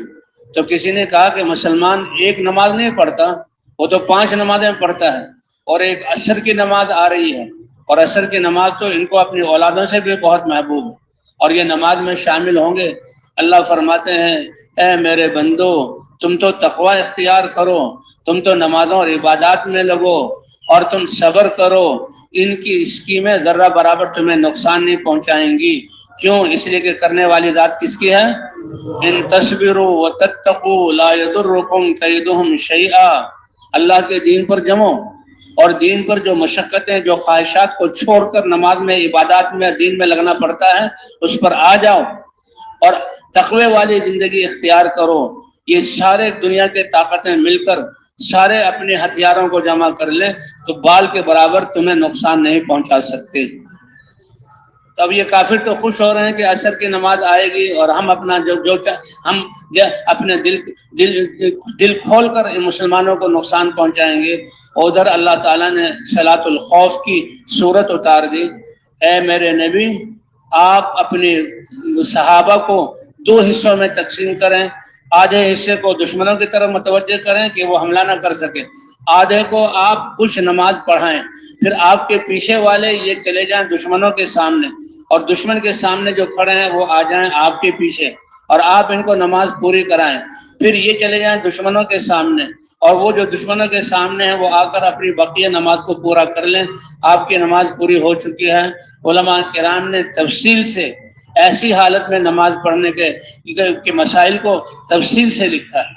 یہ ایسا دین ہے جو اللہ نے ہمیں عطا فرمایا، جو ہماری پوری زندگی اور حالات میں اللہ کے احکام کیسے ماننے ہیں اس کو یہ گھیرے ہوئے۔ اس لیے مسلمانوں کے لیے سب سے بڑی آیت اور سب سے بڑا انعام اللہ کی طرف سے وہ اس آیت میں ہے، الیوم اکملت لکم دینکم واتممت علیکم نعمتی وَرَضِيتُ لَكُمُ الْإِسْلَامَ دِينًا۔ یہ بہت بڑی آیت، بہت بڑا اللہ کا انعام۔ ایک اسرائیلی حضرت عمر سے کہتا ہے، اے عمر، یہ آیت اتنی بڑی ہے، کیونکہ وہ اہل کتاب تھے، ہم جانتے ہیں اگر یہ آیت ہمارے نبی پر اترتی تو جس دن ہماری کتاب تورات میں یہ آیت اترتی اس کو ہم عید کا دن بنا لیتے، وہ ہماری عید ہوتی۔ حضرت عمر نے فرمایا تم سمجھتے نہیں، اللہ اتارنے والے ہیں اور اتارا اپنے نبی پر ہے، اللہ نے پہلے ہی سے اس کو سب سے عظیم دن جو ہمارا ہے عرفہ کا دن، اس دن اپنے نبی پر اور صحابہ کرام کی موجودگی میں اور احرام کی حالت میں یہ اتاری۔ حضور صلی اللہ علیہ وسلم صحابہ سے اچھی کوئی جماعت نہیں، اور عرفہ کے دن سے کوئی اچھا دن نہیں، اور احرام کی حالت سے کوئی اچھی حالت نہیں، اس کے پاسنگ میں بھی کوئی وقت اور کوئی جماعت آ نہیں سکتی۔ اللہ کے رسول ہیں، ہزاروں صحابہ ہیں، احرام کی حالت میں ہیں، عرفہ کا دن ہے، دعا میں لگے ہوئے ہیں، اور اس وقت اللہ کی طرف سے یہ آخری آیت اترتی ہے، اے امت محمدیہ فخر اور ناز کرو کہ دین اللہ نے اتارا، اترتے اترتے آج تمہارا دین مکمل ہو گیا اور اللہ نے اپنے احسان کو پورا کر دیا۔ اور یاد رکھو یہ دین اسلام اتنا زبردست طریقہ زندگی ہے جو اللہ نے تمہارے لیے ازل سے ابد تک پسند کیا ہے۔ وَرَضِيتُ لَكُمُ الْإِسْلَامَ دِينًا، یہ اللہ کا پسندیدہ طریقہ زندگی، اس کا ایک ایک حکم۔ تو بھائی حضور صلی اللہ علیہ وسلم کی ختم نبوت کی وجہ سے اللہ تعالیٰ نے یہ دین کی محنت اس امت کو عطا فرمائی۔ تو بہرحال نماز کی بات چل رہی تھی کہ یہ نماز اللہ نے، یہ نماز کسی حالت میں بھی معاف نہیں، حالت جنگ میں بھی۔ حضرت خالد بن ولید کافروں کی طرف سے تھے، وہ کہنے لگے میں سمجھ گیا کہ اس ہستی کی تو واقعی آسمانوں سے رہبری رہنمائی ہو رہی ہے، باقی ضد کی وجہ سے ہم اپنے کفر تک تھے، اور فتح مکہ کے بعد خالد بن ولید، حضرت عمرو بن عاص رضی اللہ تعالیٰ عنہ، یہ سب اللہ تعالیٰ نے ان کو اسلام میں داخل کر دیا، مشرف اسلام کر دیا۔ تو یہ نماز اللہ تعالیٰ نے آسمانوں پر بلا کر اس امت کو عطا فرمائی، اور یہ امت اتنی محبوب، اے نبی وہ تو نمازوں میں لگے رہے، باقی پرورش کرنا اور پالنا رزق یہ میرے ذمہ ہے۔ وہ تو موسیٰ علیہ السلام کی بار بار عرض کرنے سے 5 نمازیں لے کر حضور صلی اللہ علیہ وسلم تشریف لائے، اعلان ہوا پیچھے سے، اے میرے نبی، آپ کی یہ امت 5 نمازیں ادا کریں گی اور میں ان کو 50 نمازوں کا ثواب عطا فرماؤں گا، 50 نمازوں کا ثواب عطا فرماؤں گا۔ اس لیے حضور صلی اللہ علیہ وسلم فرماتے ہیں جعلت قرۃ عینی فی الصلاۃ، میری آنکھوں کی ٹھنڈک نماز میں بنا دی گئی، نماز میں رکھ دی گئی۔ اللہ تعالیٰ نے ایسا دین میں رحمت فرمایا، کہا فخر اور ناز کرو اس بات پر کہ اللہ تعالیٰ نے تمہیں میرے جیسا نبی بنایا، اپنے حبیب کو تمہارا نبی بنا کر بھیجا، اور کہا میرے لیے بھی فخر کی بات ہے، اللہ نے امتوں میں سے جو بہترین امت ہوتے ہوئے جو نبیوں کا کام کرنے والی ہے وہ امت مجھے عطا فرمائی۔ حضرات انبیاء کرام انبیاء ہیں، ان کے ذمے اپنی قوموں تک پیغام پہنچانا ہے، لیکن ان کا دائرہ نبوت محدود ہے۔ یہ امت ہوتے ہوئے حضرت محمد صلی اللہ علیہ وسلم کی ختم نبوت کی وجہ سے، جسے حضور صلی اللہ علیہ وسلم سارے انسانوں کے لیے قیامت تک آنے والی نسلوں اور زمانوں کے لیے بشیر اور نذیر اور رسول بنا کر بھیجے گئے، اسی طرح اللہ نے امت کو امت ہوتے ہوئے حضور کے کام کے لیے چنا ہے۔ وجاہدوا فی اللہ حق جہادہ، تم اللہ کے دین کے لیے اپنے جان اور مال کو لگاتے رہو، یہ اللہ حکم دے رہے، نبی کو حکم ہے وجاہدوا بہ جہادا کبیرا، اپنی صلاحیت اور زندگی سب کچھ لگائیے جان اور مال کو اللہ کے دین کے لیے۔ اور اسی طرح اللہ اس امت کو کہ تم اللہ کے دین کے لیے جو ہے تم اپنے اس مال اور قوت کو لگاؤ، کیوں؟ اس لیے کہ هو اجتباکم، اللہ نے تمہیں اس کے لیے پسند کیا ہے، اللہ نے اس کے لیے تمہیں چھانٹا ہے، اللہ نے اس کے لیے تمہیں چنا ہے۔ یہ صفات جو انبیاء کے لیے تھی، کیونکہ یہ امت پوری کی پوری حضور صلی اللہ علیہ وسلم کی محنت کی ذمہ دار ہے، وہی صفات اللہ نے اس امت کے لیے ذکر کی۔ اور حضور صلی اللہ علیہ وسلم نے فرمایا کہ دین کی محنت چلتی رہے گی، لیکن پھر ایک وقت ایسا آئے گا کہ یہ دین اپنیوں میں اجنبی ہو جائے گا۔ حضرت عائشہ رضی اللہ تعالیٰ عنہ فرماتی ہیں کہ حضور صلی اللہ علیہ وسلم جب گھر پر تشریف لاتے، یہ تو چھوٹی عمر کی تھی اور حضور دیر سے آتے تھے، یہ گھر میں سو جاتی تھی،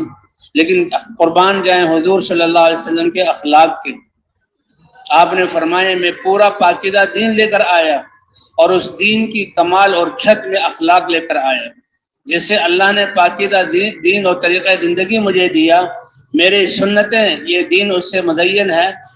اسی طرح اللہ نے مجھے اخلاق کی تعلیم بھی دی۔ انما بعثت لاتمم مکارم الاخلاق، میری بعثت اللہ کی ذات پر ایمان اور یقین جو سب سے بڑا سرمایہ ہے، اور اللہ کا یعنی احکام کے اعضاء کو اور نعمتوں کو اللہ کے حکم کے مطابق استعمال کرنا، جسے اللہ نے یہ عطا فرمایا، تو اسی طرح اللہ نے مجھے اخلاق کی تعلیم بھی دی۔ اس لیے حضرت عائشہ رضی اللہ تعالیٰ فرماتی ہیں کہ حضور صلی اللہ علیہ وسلم جب رات گئے دیر سے آتے تھے تو دروازے کو اتنا آہستہ سے جو ہے ہاتھ لگا کر پیچھے کرتے تھے کہ اس کی آہٹ سے کسی کی نیند خراب نہ ہو۔ سلام بھی آپ ایسے کرتے تھے کہ جاگا ہوا ہو تو سلام کا جواب دے دے، اب کوئی نیند میں ہے تو اس کی نیند خراب نہ ہو۔ اور آپ صلی اللہ علیہ وسلم دن میں ہمارے پاس آتے، صحابہ میں بیٹھ کے پوری انسانیت کا فکر، اس زمانے میں تو چاروں طرف کفر تھا، اور آپ جو ہے اتنی فکر فرماتے تھے کہ اللہ تسلی دے رہے ہیں، اور پھر اس زمانے کے انسان نے قیامت تک آنے والی نسلوں کا فکر آپ کے سینے میں تھا۔ اس لیے صحابہ فرماتے ہیں کہ ہم ہر وقت آپ کے سینے سے غم کی وجہ سے ایک ایسی آواز سنتے تھے جسے ہنڈیا کو جب جہاں چولہے پر رکھا جائے اور وہ گرم ہو کر جب جہاں وہ ابلتی ہے تو جو آواز اس ہنڈیا سے نکلتی ہے آپ کے سینے سے نکلتی تھی۔ آپ صلی اللہ علیہ صحابہ کرام کو یہ بات کرتے اور خوشی کی بات تو صحابہ ہنستے تھے، لیکن حضور صلی اللہ علیہ وسلم کبھی بھی آپ کھلکھلا کر نہیں ہنسے، کیونکہ آپ کے دل میں غم، لیکن صحابہ کی دلداری کے لیے آپ تبسم فرما لیا کرتے تھے، کیونکہ اثر ہوتا ہے کہ بھئی ہم نے خوشی ہوئی، ہم ہنس رہے ہیں، جو ہمارے بڑے ہستی ہیں مقتدی ہیں، تو آپ صحابہ کی دلداری کے لیے کانا جل ضحکہ التبسم، آپ مسکراتے، آپ کے دندان مبارک موتیوں کی طرح چمکیلے تھے، اولوں کی طرح، بس ان کی چمک جہاں صحابہ دیکھتے تھے۔ کانا جل ضحکہ التبسم وکانا دائم الفکرۃ متواصل الاحزان۔ تو حضرت عائشہ رضی اللہ تعالیٰ عنہ فرماتی ہیں کہ حضور صلی اللہ علیہ وسلم جو گھر میں آتے تو ہمارے گھر والوں کے ساتھ کہ گھر کے کام کاج، جھاڑو دینا، کپڑے سینا اور ان سے جوئیں نکالنا، جوتے کو ٹھیک کرنا، اور آٹا گوندنا، اس میں حضور صلی اللہ علیہ وسلم ہمارا ہاتھ بٹاتے تھے۔ کیا ہستے ہیں حضور صلی اللہ علیہ وسلم! تو یہ چیزیں بتلاتے ہیں کہ آدمی اپنے گھر میں ہو تو گھر والوں سے اچھے اخلاق اور ان سے محبت کا اظہار، اس کا راستہ یہ ہے کہ جو وہ کام کر رہے ہیں اس میں اس کا ہاتھ بٹایا جائے، اس کا ہاتھ بٹایا جائے۔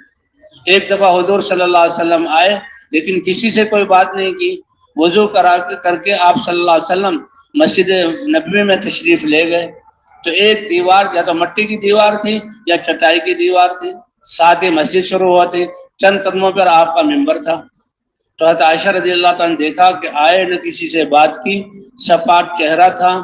دل اللہ سے لگا ہوا تھا، وضو کر کے چلے گئے تو کوئی اہم معاملہ پیش آیا، اور واقعی اہم بات تھی، اہم پیغام تھا۔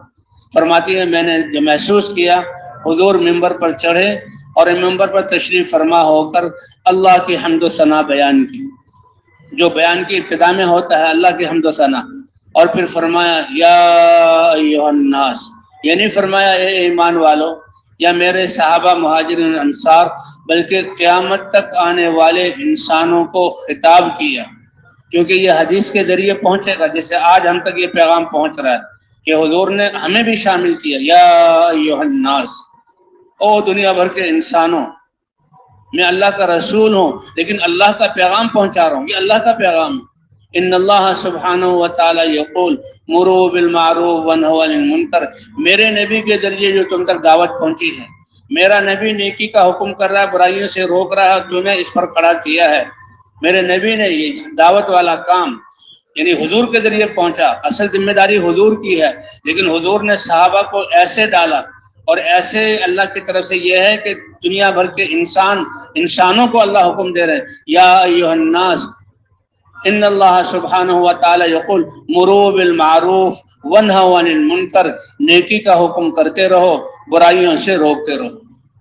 جیسے اللہ کا ایک امر روح تمہارے جسم میں ہے، تمہاری زندگی چل رہی ہے، تمہاری آنکھیں دیکھ رہی ہیں، تمہاری زبان بول رہی ہے، ہاتھ پاؤں کے اعمال صادر ہو رہے ہیں، اور تمہارا جسم جڑا ہوا ہے، اور جسم کا حسن اور صلاحیتیں ظاہر ہو رہی ہیں۔ جس دن اللہ کا یہ امر نکلا تو یہ ساری خوبیاں جو ہے ختم ہو کر تم ایک تعفن کا مجموعہ اور ایک جو ہے کیا کہتے ہیں فساد اور مٹی کی طرف جانے کا نمونہ تم سے ظاہر ہو جائے گا۔ یہ سب کچھ مرہون منت ہے اللہ کے ایک امر قل الروح من امر ربی۔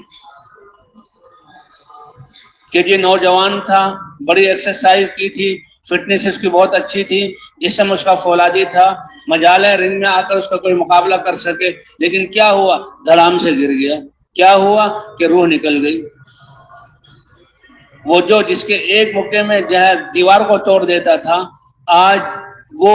نہ دیکھ سک رہا ہے، نہ بول سک رہا ہے، نہ سن سک رہا ہے، اور نہ مکھی کو اڑا سکتا ہے۔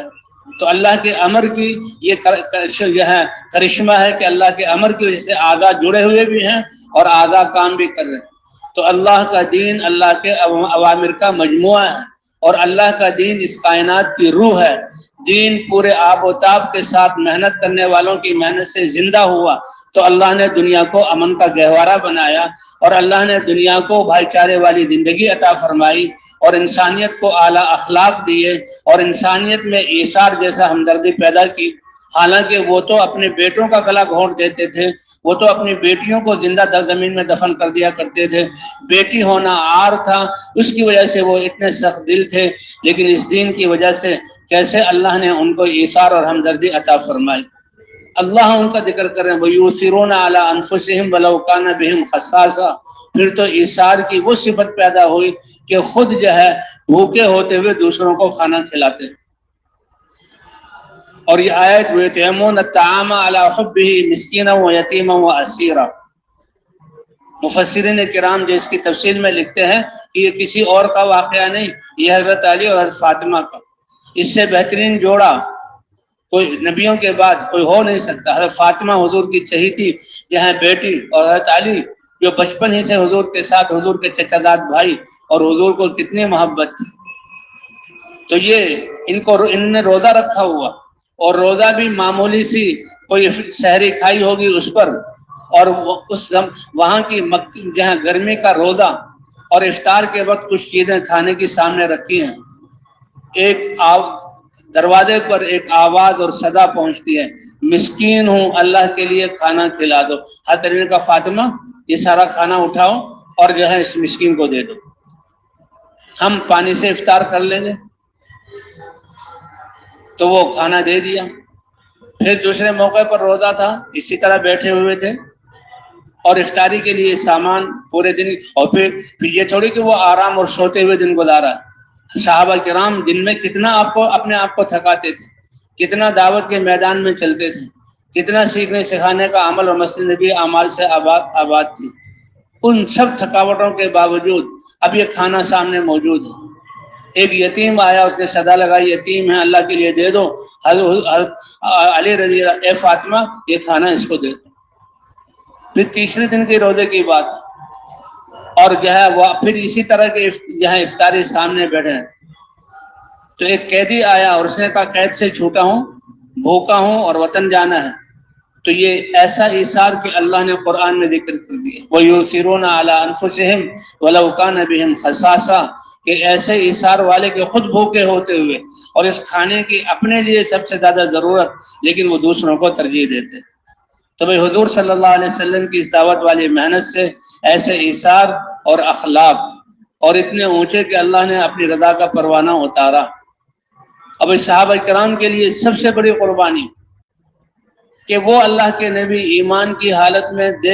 ایمان کی حالت میں حضور کو دیکھ کر ایمان لائیں، تو وہ صحابی بنے رضی اللہ عنہ کا ان کو مرتبہ ملا، ان کے پیچھے نمازیں، اور اس سے بڑی بات کہ قرآن جو اتر رہا ہے اس قرآن کو لے کر امت تک پہنچانا۔ صحابہ کرام نے دعوت اور اللہ کے راستے میں محنت کے لیے حضور کے دیدار کو بھی قربان کیا، حضور کے پیچھے مسجد نبوی میں نماز پڑھنے کو بھی قربان کیا، اور حضور پر جو وحی اتر رہی وحی لے کر دوسرے لوگوں تک پہنچانے کا اول ذریعہ یہ بنے، کیونکہ صحابہ نے تو قرآن کو پہنچایا، اس کو بھی قرآن قربان کیا انسانیت کو جہنم سے بچانے کے لیے۔ وہ تو کافر ہیں، وہ تو اللہ کو ناراض کرنے والے ہیں، ان کے جسم اس کفر کے اعمال کی ایسے پلید ہیں، دل بھی ان کے پلید ہیں، لیکن ان کو اس بات سے نکالنا ہے۔ اس لیے صحابہ کی سب سے بڑی قربانی یہ تھی کہ علم حضور سے لے کر آگے پہنچانا، حضور کے پیچھے نمازیں قربان کر کے صحابہ نکلے اور پوری دنیا میں پھرے ہیں اور کہتے ہیں ابتعثنا اللہ، ہمیں کس نے بھیجا ہے؟ اللہ نے بھیجا ہے۔ حضور صلی اللہ علیہ وسلم روایت ہے کہ 120 سفر ہیں جو صحابہ سے کرائے، چھوٹے بڑے سفروں کو لیا جائے، تھوڑے اور چھوٹے سفروں کو نکال دیا جائے 100، ورنہ 80 پر اتفاق ہے کہ 10 سال کے عرصے میں حضور صلی اللہ علیہ وسلم نے صحابہ سے 80 سفر کروائے۔ اور اس زمانے کے سفر گھنٹوں کے نہیں ہوتے تھے یا 1-2 دن کے نہیں ہوتے، ہفتوں اور مہینوں کے ہوتے تھے۔ راستے کا زیادہ راہ نہیں ان کے پاس ہوتا تھا، گھر ان کے خالی ہیں، لیکن ایمان اور اعمال ایسا اور امت کی ہمدردی ایسی کہ صحابہ کرام نکلے۔ ارحموا من فی الارض یرحمکم من فی السماء، زمین والوں پر رحم کرو، ان کو مخلوق کے سامنے اپنے آپ کو ذلیل کرنا اور ان کی عبادت کرنا اس ذلت سے نکالو، اور دنیا آخرت کی مصیبتوں سے ان کو بچاؤ اور ایمان کی طرف بلاؤ اور اس دین کی طرف بلاؤ جو وہ دین ان کو دنیا میں بھی عزت اور راحت اور سکون عطا، اطمینان عطا فرمائے اور اللہ کی رضا کے حاصل ہونے کا ذریعہ ہو اور جہنم سے بچ کر جنت میں جانے والے بنے۔ اس کے لیے صحابہ کہتے ہیں ابتعثنا اللہ، ہم خود نہیں آئے بلکہ ہمیں کس نے بھیجا ہے؟ اللہ نے بھیجا ہے۔ چند صحابہ نکلتے تھے اور کئی حضرت معاذ کو اور اس طرح حضرت علی کو اور اس طرح حضرت خالد کو، ایک ایک کو بھی حضور نے بھیجا اور جماعتوں کو بھی بھیجا، اور وہ میدان میں اتر کر لوگوں کو کہتے تھے ہم جیسے ہو جاؤ۔ خیبر جب فتح ہوا تو خیبر مدینے کی طرح یہ ایک شہر تھا اور بہت یہ یہودیوں کا گڑھ تھا اور یہاں اسکیمیں ہوتی تھی۔ اللہ نے خیبر کو فتح کرایا۔ اسی وقت حضور صلی اللہ علیہ وسلم کو بتایا گیا کہ آپ کے بھائی، چچا زاد بھائی جعفر، آپ کے چچا کے بیٹے، جو مکے میں دشمن کافروں کی تکلیفوں سے یہاں تنگ آ کر حبشہ گئے تھے اور حبشہ سے انہوں نے دوسری ہجرت کی مدینہ آئے ہیں اور آپ کے پاس اب پہنچے ہیں۔ حضور نے فرمایا اے میرے صحابہ، میں تمہیں بتا نہیں سکتا کہ خیبر کے قلعے کے فتح ہونے کی زیادہ خوشی ہے یا میرے بھائی جعفر کے آنے کی زیادہ خوشی ہے۔ 27-28 سال ان کی عمر ہے اور خوبصورت ان کی بیوی ہیں اور پھول جیسے ان کے 3-4 بچے ہیں۔ میں تمہیں بتا نہیں سکتا کہ خیبر کی زیادہ خوشی ہے یا تو اس جعفر کو تو حضور کو، اے جعفر تم اب آ گئے مدینے میں میرے پاس، کتنا عرصہ جدائی میں گزارا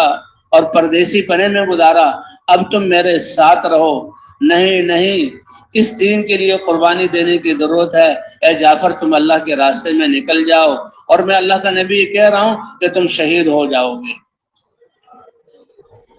تو حضور صلی اللہ علیہ وسلم خیبر کو فتح کر کے واپس آ رہے ہیں اور راستے میں ایک یہودیوں کا جو ہے وہ شہر ہے، تو آپ وہاں ٹھہرے اور وہااں آپ نے دعوت دی کہ دیکھو تم بھی اہل کتاب، تمہاری کتابوں میں میرا ذکر ہے، میں اللہ کا رسول ہوں، لا الہ الا اللہ ہمارے اور تمہارے درمیان مشترکہ کلمہ ہے۔ اب اس ایمان کے جوہر میں تم نے جو عزیر علیہ السلام کو اللہ کا بیٹا کہہ دیا، اس سے توبہ کرو، اور تم جہاں موسیٰ علیہ السلام کو اللہ کا نبی مانتے ہو ٹھیک ہے، لیکن میں بھی اللہ کا رسول ہوں، مجھ پر ایمان لے آؤ۔ کہتے ہیں حضور صلی اللہ علیہ وسلم، یہ گاؤں جو تھا ام القریٰ غالباً اس کا نام تھا، ابھی خیبر فتح کر کے آ رہے ہیں، ایک دن یہاں ٹھہرے تو آتے ہی ان کو دعوت دی اور 5 نمازیں ادا کی۔ ہر نماز کے بعد حضور صلی اللہ علیہ وسلم نے ان کو دعوت دی۔ یہ ہے دعوت کا مقام، اور حضور صلی اللہ علیہ وسلم ان کو بلا رہے ہیں، حتیٰ کہ جو آپ کے دنیا سے جہاں رخصت فرمانے کے آخری کلمات ہیں اس میں بھی دعوت کیا ہے کہ اللہ کے احکام، وہ احکام جس کا تعلق اللہ کی عبادت سے ہے اس پر انسانیت کو ڈالنا،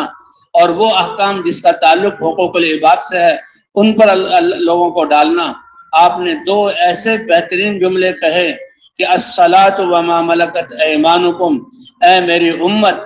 نماز جس کا تعلق اللہ کی ذات اور عبادت کے ساتھ ہے اور ساری عبادتوں سے بھاری عبادت ہے، اور جو ساری عبادتوں پر تمہیں ڈالنے والی، اس کا خیال کرنا، اور معاملات اور اخلاق کے اعتبار سے، یعنی ماں باپ کا جو حق، یعنی اولاد اور ماں باپ، بھائی اور بھائی، بہنیں اور بھائی، یہ سارے جو چچا اور یہ سارے رشتے جو ہے، تو فرمایا سب سے یعنی ادنا درجے کا آقا اور غلام، اس کے بارے میں فرمایا ایک عبادات میں سب سے بڑی عبادت جس کا تعلق اللہ کے ساتھ ہے، اس کا خیال رکھنا اور اپنے غلاموں سے اچھے سلوک کا خیال کرنا۔ آخری یہ کلمات جو آپ کی زبان سے آپ نے فرمائے، الصلاۃ وما ملکت ایمانکم، اور اس دنیا سے تشریف لے گئے۔ حجۃ الوداع کے موقع پر اللہ کے رسول صلی اللہ علیہ وسلم میدان عرفات میں جمع ہیں، سارے صحابہ موجود ہیں اور آپ خطبہ دے رہے ہیں۔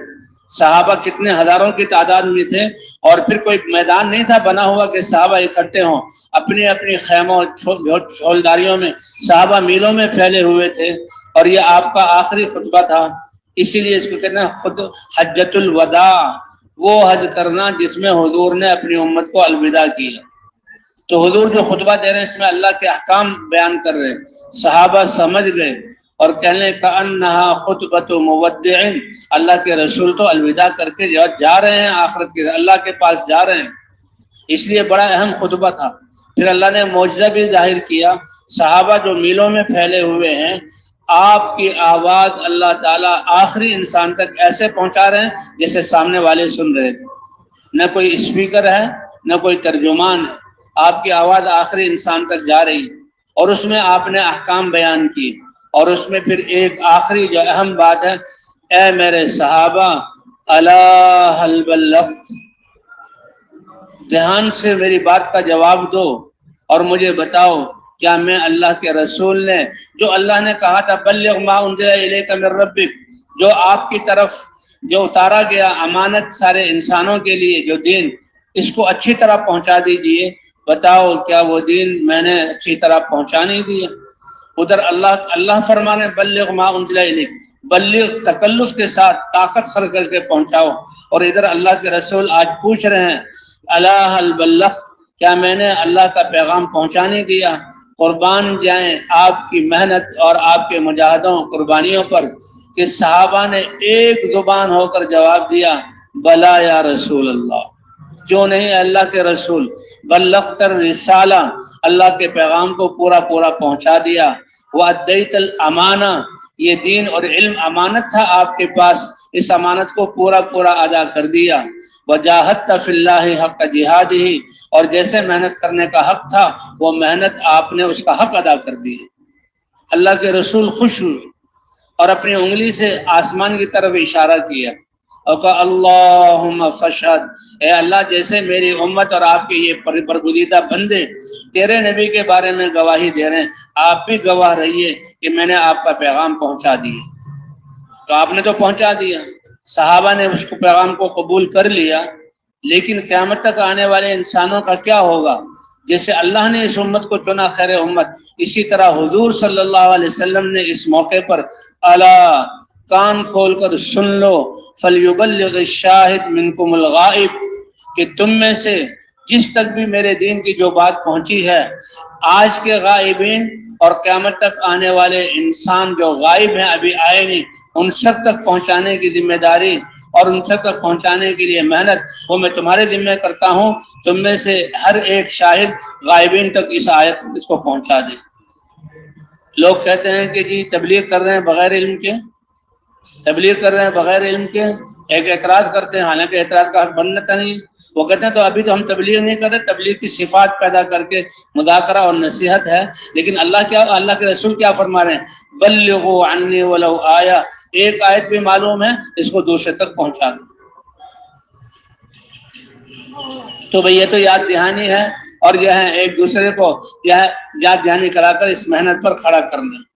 تو اللہ کے رسول صلی اللہ علیہ وسلم نے فرمایا الا فلیبلغ الشاہد منکم الغائب، اور فرمایا نضر اللہ امرا سمع مقالتی، خوشخبری مبارکبادی اللہ تر و تازہ رکھے اس انسان کو کہ جو میری بات کو سنے اور دوسروں تک پہنچا دے۔ فرب مبلغ او عام سامع، کیونکہ استعدادیں مختلف ہیں، جن دوسروں کو پہنچاؤ گے وہ تم سے زیادہ اچھے طریقے پر پہنچائے گا، اور قیامت تک سلسلہ چلتا رہے گا۔ تمام محنت کرنے والوں کو ان کی محنت کا اجر اللہ دیں گے، اور ہر وہ آدمی جس کا ذریعہ پہلا آدمی بنا ہے، اللہ اس پہلے آدمی کو ہوتے ہوتے صحابہ کرام، یہ سب کا ثواب اللہ تعالیٰ صحابہ کرام کو دیں گے۔ آج ہم اس تبلیغ کا کام کریں گے تو جتنے لوگ ہماری وجہ سے دین پر لگیں گے، کیونکہ ہمارا یہ محنت دعوت والے مزاج پر ہے کہ خود عمل کرو، دوسروں کو بتاؤ، اس طرح یہ دین پھیلتے پھیلتے قیامت تک جو چلے گا۔ تو آج جو محنت کرنے والے ہیں، قیامت تک جتنے لوگ، پھر ہر ایک کے صحیفے میں بقیہ لوگوں کا ثواب، تو ان سب کو جمع کیا جائے، ہمارا حساب اور ہمارے کیلکولیٹر سب فیل ہو جائیں، اس کے بقدر اللہ تعالیٰ اس پہلے محنت کرنے والے کو عطا فرمائیں گے۔ تو بھئی کیا خیال ہے، اس محنت کو زندگی کا مقصد بنا کر کرنے کا ارادہ ہے؟ بھائی کون کون ارادہ کرتا ہے؟ کون کون ارادہ کرتا ہے؟ اللہ کے رسول کی بہت بہت خوشخبری ہے۔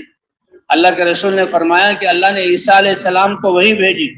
کہ ایک امت ہوگی، اور وہ ایسے ایمان والے ہوں گے کہ ہر خوشی کے ملنے پر وہ اللہ کا شکر ادا کریں گے، ہر ناگواری کے آنے پر وہ صبر کریں گے، اور ان کے پاس اپنا کوئی علم بھی نہیں ہوگا اور کوئی علم بردباری بھی نہیں ہوگی۔ تو عیسیٰ علیہ السلام تعجب کر کے، اے اللہ یہ کیسے ہوگا کہ آپ فرما رہے ہیں کام اتنا بڑا؟ یہ تو ایمان، کمال ایمان کی دلیل ہے کہ ہر خوشی پر انسان سمجھ جائے کہ یہ خوشی اللہ کی طرف سے پہنچی ہے۔ تو زبان پر بھی اللہ کے حمد، دل میں بھی اللہ کی احسان مندی، اور عمل میں بھی اپنے آپ کو اللہ کی اطاعت میں لگانا، یہ پورا شکر ہے۔ اور ناگواری کے آنے پر کوئی شکایت نہیں، اور یہ سمجھنا کہ یہ ناگواری اللہ کی طرف سے آئی ہے، اور اس ناگواری سے اللہ تعالیٰ میرے گناہوں کو معاف فرمائیں گے، اور ان کے پاس اپنا کوئی علم بھی نہیں، اپنا کوئی حلم بھی نہیں۔ اب جو ہے تو اللہ نے فرمایا، اے عیسیٰ اپنے علم میں سے ان کو علم عطا کروں گا، اور اپنے حلم میں سے میں ان کو حلم عطا کروں گا۔ فرمایا جس نے مجھے دیکھا اور ایمان لایا تو اس کے لیے میں خوشخبری سناتا ہوں، توبہ، جنت کے ایک درخت اور جنت کے ایک مقام کی، اور جنت کی ایک جو ہے انعام کی۔ توبہ لمن رآنی وآمن بی، لیکن میرے صحابہ سنو، میری امت کے وہ لوگ جو بعد میں آئیں گے اور مجھے دیکھا نہیں، اور وہ مجھ پر ایمان لا کر میری تصدیق کریں گے، تو میں اللہ کا رسول 7 گنا توبہ کی ان کے لیے خوشخبری سناتا ہوں۔ توبہ ثم توبہ ثم توبہ۔ اور فرمایا کہ اس زمانے میں جو زمانہ دور ہوگا مجھ سے، یہ قربانی کرنے والے زمانہ دور ہونے کی وجہ سے یعنی کمی اور جو ہے ضعف تو ہوگا، فرمایا لیکن اس کے باوجود یہ پردیسی بنیں گے اور محنت کریں گے، تو اللہ کی طرف سے یہ انعام ہوگا کہ ایک آدمی کی قربانی پر اللہ 50 گنا یعنی 50 آدمیوں کی قربانی کے ثمرات مرتب کریں گے۔ تو یہ بہت بڑی بات ہے۔ لیکن صحابہ کرام کو اللہ جزائے خیر عطا فرمائے، انہیں پوچھا یا رسول اللہ یہ 50 انہی میں سے شمار ہوں گے کہ ایک آدمی کی 50 آدمی محنت کریں جو ثمرات مرتب ہو رہے ہیں تو ہر آدمی کی قربانی پر، تو ان میں سے؟ فرمایا نہیں اے صحابہ، تم میں سے اس زمانے میں 50 صحابہ کی قربانی سے جو ثمرات ہدایت کے مرتب ہوئے، اس زمانے میں اللہ ایک کی قربانی پر 50 صحابہ کی قربانی کے وقت ثمرات مرتب فرمائیں گے۔ کتنا اللہ کا انعام ہے بھائی۔ جیسے ذمہ داری مردوں کی ہے، ایسے ہی ذمہ داری ہماری عورتوں کی بھی ہے، اور جیسے عورتوں کی بھی ہے ایسے ہی ذمہ داری ہمارے بچوں کی بھی ہے۔ ہاں کہ کیسے ہمارا جو ہے ماضی، کیسے جو ہے وہ مائیں اپنے بچوں کی تربیت کرتی ہیں۔ حضرت عبداللہ ابن مبارک رضی اللہ تعالیٰ عنہ کتنے بڑے محدث ہیں رحمۃ اللہ علیہ، وہ کہہ رہے تھے کہ میں جا رہا تھا، میں نے کچھ بچوں کو کھیلتے ہوئے دیکھا، لیکن ایک بچہ بڑی سنجیدگی سے بیٹھا ہوا۔ میں نے کہا بیٹا تم کھیل نہیں رہے؟ کہتا چچا جان کیا اللہ نے کھیلنے کے لیے پیدا کیا ہے؟ تو کہتے ہیں ایک دم حیران ہو گیا۔ میں نے کہا بیٹا تمہیں کچھ ماں نے سکھایا بھی ہے، کچھ گھر سے علم بھی ملا ہے؟ کہاں کہ کیا علم ملا ہے کہ اللہ نے زبان دی ہے یہ قرآن پاک کی تلاوت کے لیے، اللہ نے یہ آنکھیں دی ہیں اللہ کے قدرت کو سمجھنے کے لیے، اللہ نے یہ کان دیے ہیں اللہ کے کلام کو سننے کے لیے۔ کہتے ہیں اس بچے نے ایسی نصیحت کی کہ عبداللہ ابن مبارک بھی اس کی نصیحتوں سے رونے لگے۔ یہ مسلمانوں کی تربیت، تو کہ ذمہ داری مردوں کی بھی ہے، عورتوں کی بھی ہے اور بچوں کی بھی ہے، اور تربیت اللہ تعالیٰ کریں گے۔ تو بھائی کون کون انشاءاللہ اپنی پچھلی کوتاہی پر اللہ سے معافی مانگتے ہوئے توبہ کرتے ہوئے بقیہ زندگی کو اس محنت کے لیے لگانے کے تیار ہے؟ ساری صلاحیت کے ساری عمر کو اللہ تعالیٰ قبول فرمائے، اللہ تعالیٰ قبول فرمائے۔ نیتیں ہوئیں پر اللہ کے ہاں وہ اس محنت والے شمار ہو جائیں گے۔ کتنے بڑے اللہ انما الاعمال بالنیات، اے میرے ایمان والے بندو، جو نیت کرو گے اسی کے مطابق تمہارے عمل کی قیمت۔ تو تمہارے عمل کی قیمت کیا ہوگی کہ تم حضور کی محنت والے ہو، تم عالم امت ہو، سارے عالم کی فکر کرنے والے ہو، تو تمہارے اعمال کا اثر پورے عالم پر پڑے گا۔ اللہ کی تربیت اسی کے مطابق فرمائیں گے، اور قیامت میں انبیاء، صدیقین، شہداء اور صالحین کے ساتھ حشر ہوگا۔ فرمایا مغفرت تو پہلے قدم پر اللہ فرماتے ہیں گناہ معاف ہو جائیں گے، لیکن یہ محنت کہ ہمارا حشر اللہ صدیقین، شہداء، صالحین اور انبیاء کے ساتھ فرمائے گا، کیونکہ یہ آخری زمانہ ہے۔ تو بھائی اس کے لیے فرمائیں، ماشاءاللہ قرآنوں کا مجمع ہے اور جوڑ والا ساتھی موجود ہے، لیکن پھر بھی جو عام مجمع ہے ان میں سے ایسے ساتھی کہ جن کے پہلے 4 ماہ نہ لگے ہوں، وہ کھڑے ہو کر اپنے آپ کو 4 ماہ کے لیے پیش کریں۔ فرمائیں بھائی کون کون اپنے آپ کو پیش کرتا ہے؟ جو کھڑا ہو تھوڑی دیر کے لیے کھڑا ہو جائے، تاکہ ایک دوسرے کو دیکھ کر ہم جو ہیں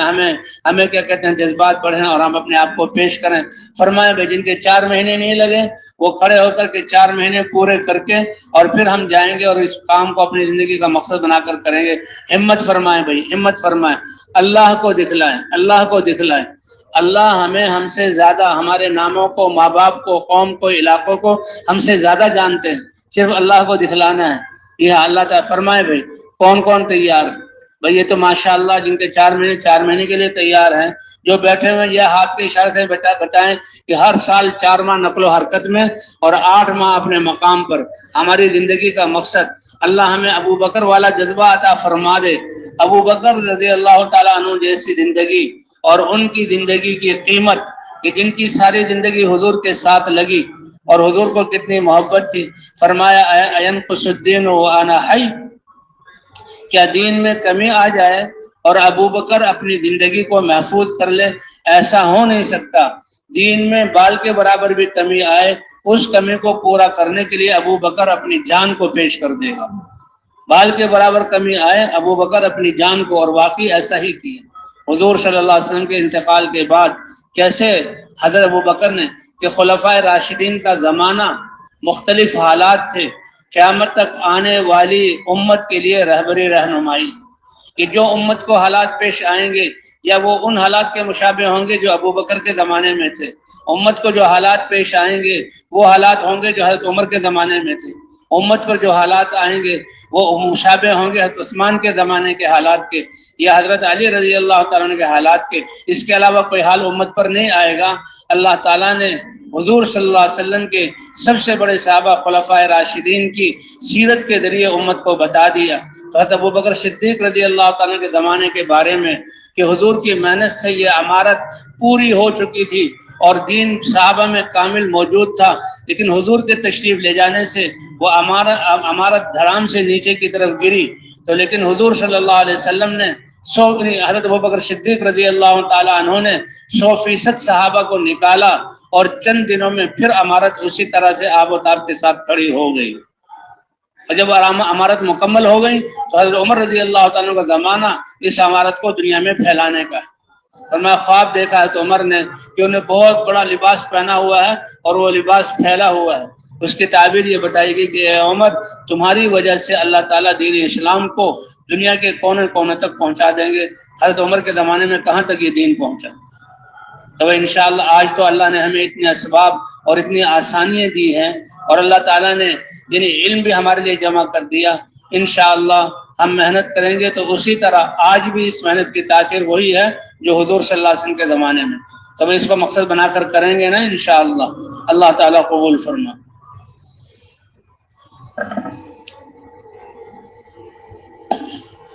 گزارش ہے کہ تشکیلیں انشاءاللہ میں تشریف رکھیں، کھڑے نہ ہوں، اللہ آپ سے راضی ہو جائے۔ اجتماعی عمل ابھی چل رہا ہے، بیان ہوا ہے، ابھی تشکیل ہوگی، تشکیل کے بعد ختم ہوگا اجتماعی عمل۔ اعلانات کے لیے تمام احباب اپنی جگہ تشریف رکھیں۔ تشکیلیں 9:30 بجے ہوں گی۔ جو جماعتیں کارگزاری سنا چکی تشکیل نہیں ہوئی ہے 9:30 بجے نیچے 131 مستور پر تشریف لے جائیں اور اپنی تشکیل کرائیں۔ جن جماعتوں نے کارگزاری نہیں سنائی 10 بجے نیچے مشرق کی طرف جہاں کارگزاری کھل کر وہاں تشریف لے جائیں اور کارگزاری سنائیں. کل جو جماعتیں بنی تھیں ان کے روانگی کے بعد 10 بجے انشاءاللہ ممبر پر ہوگی. نیچے والا روانگی کے بعد جو جماعتیں کل بنی تھیں روانگی کے بعد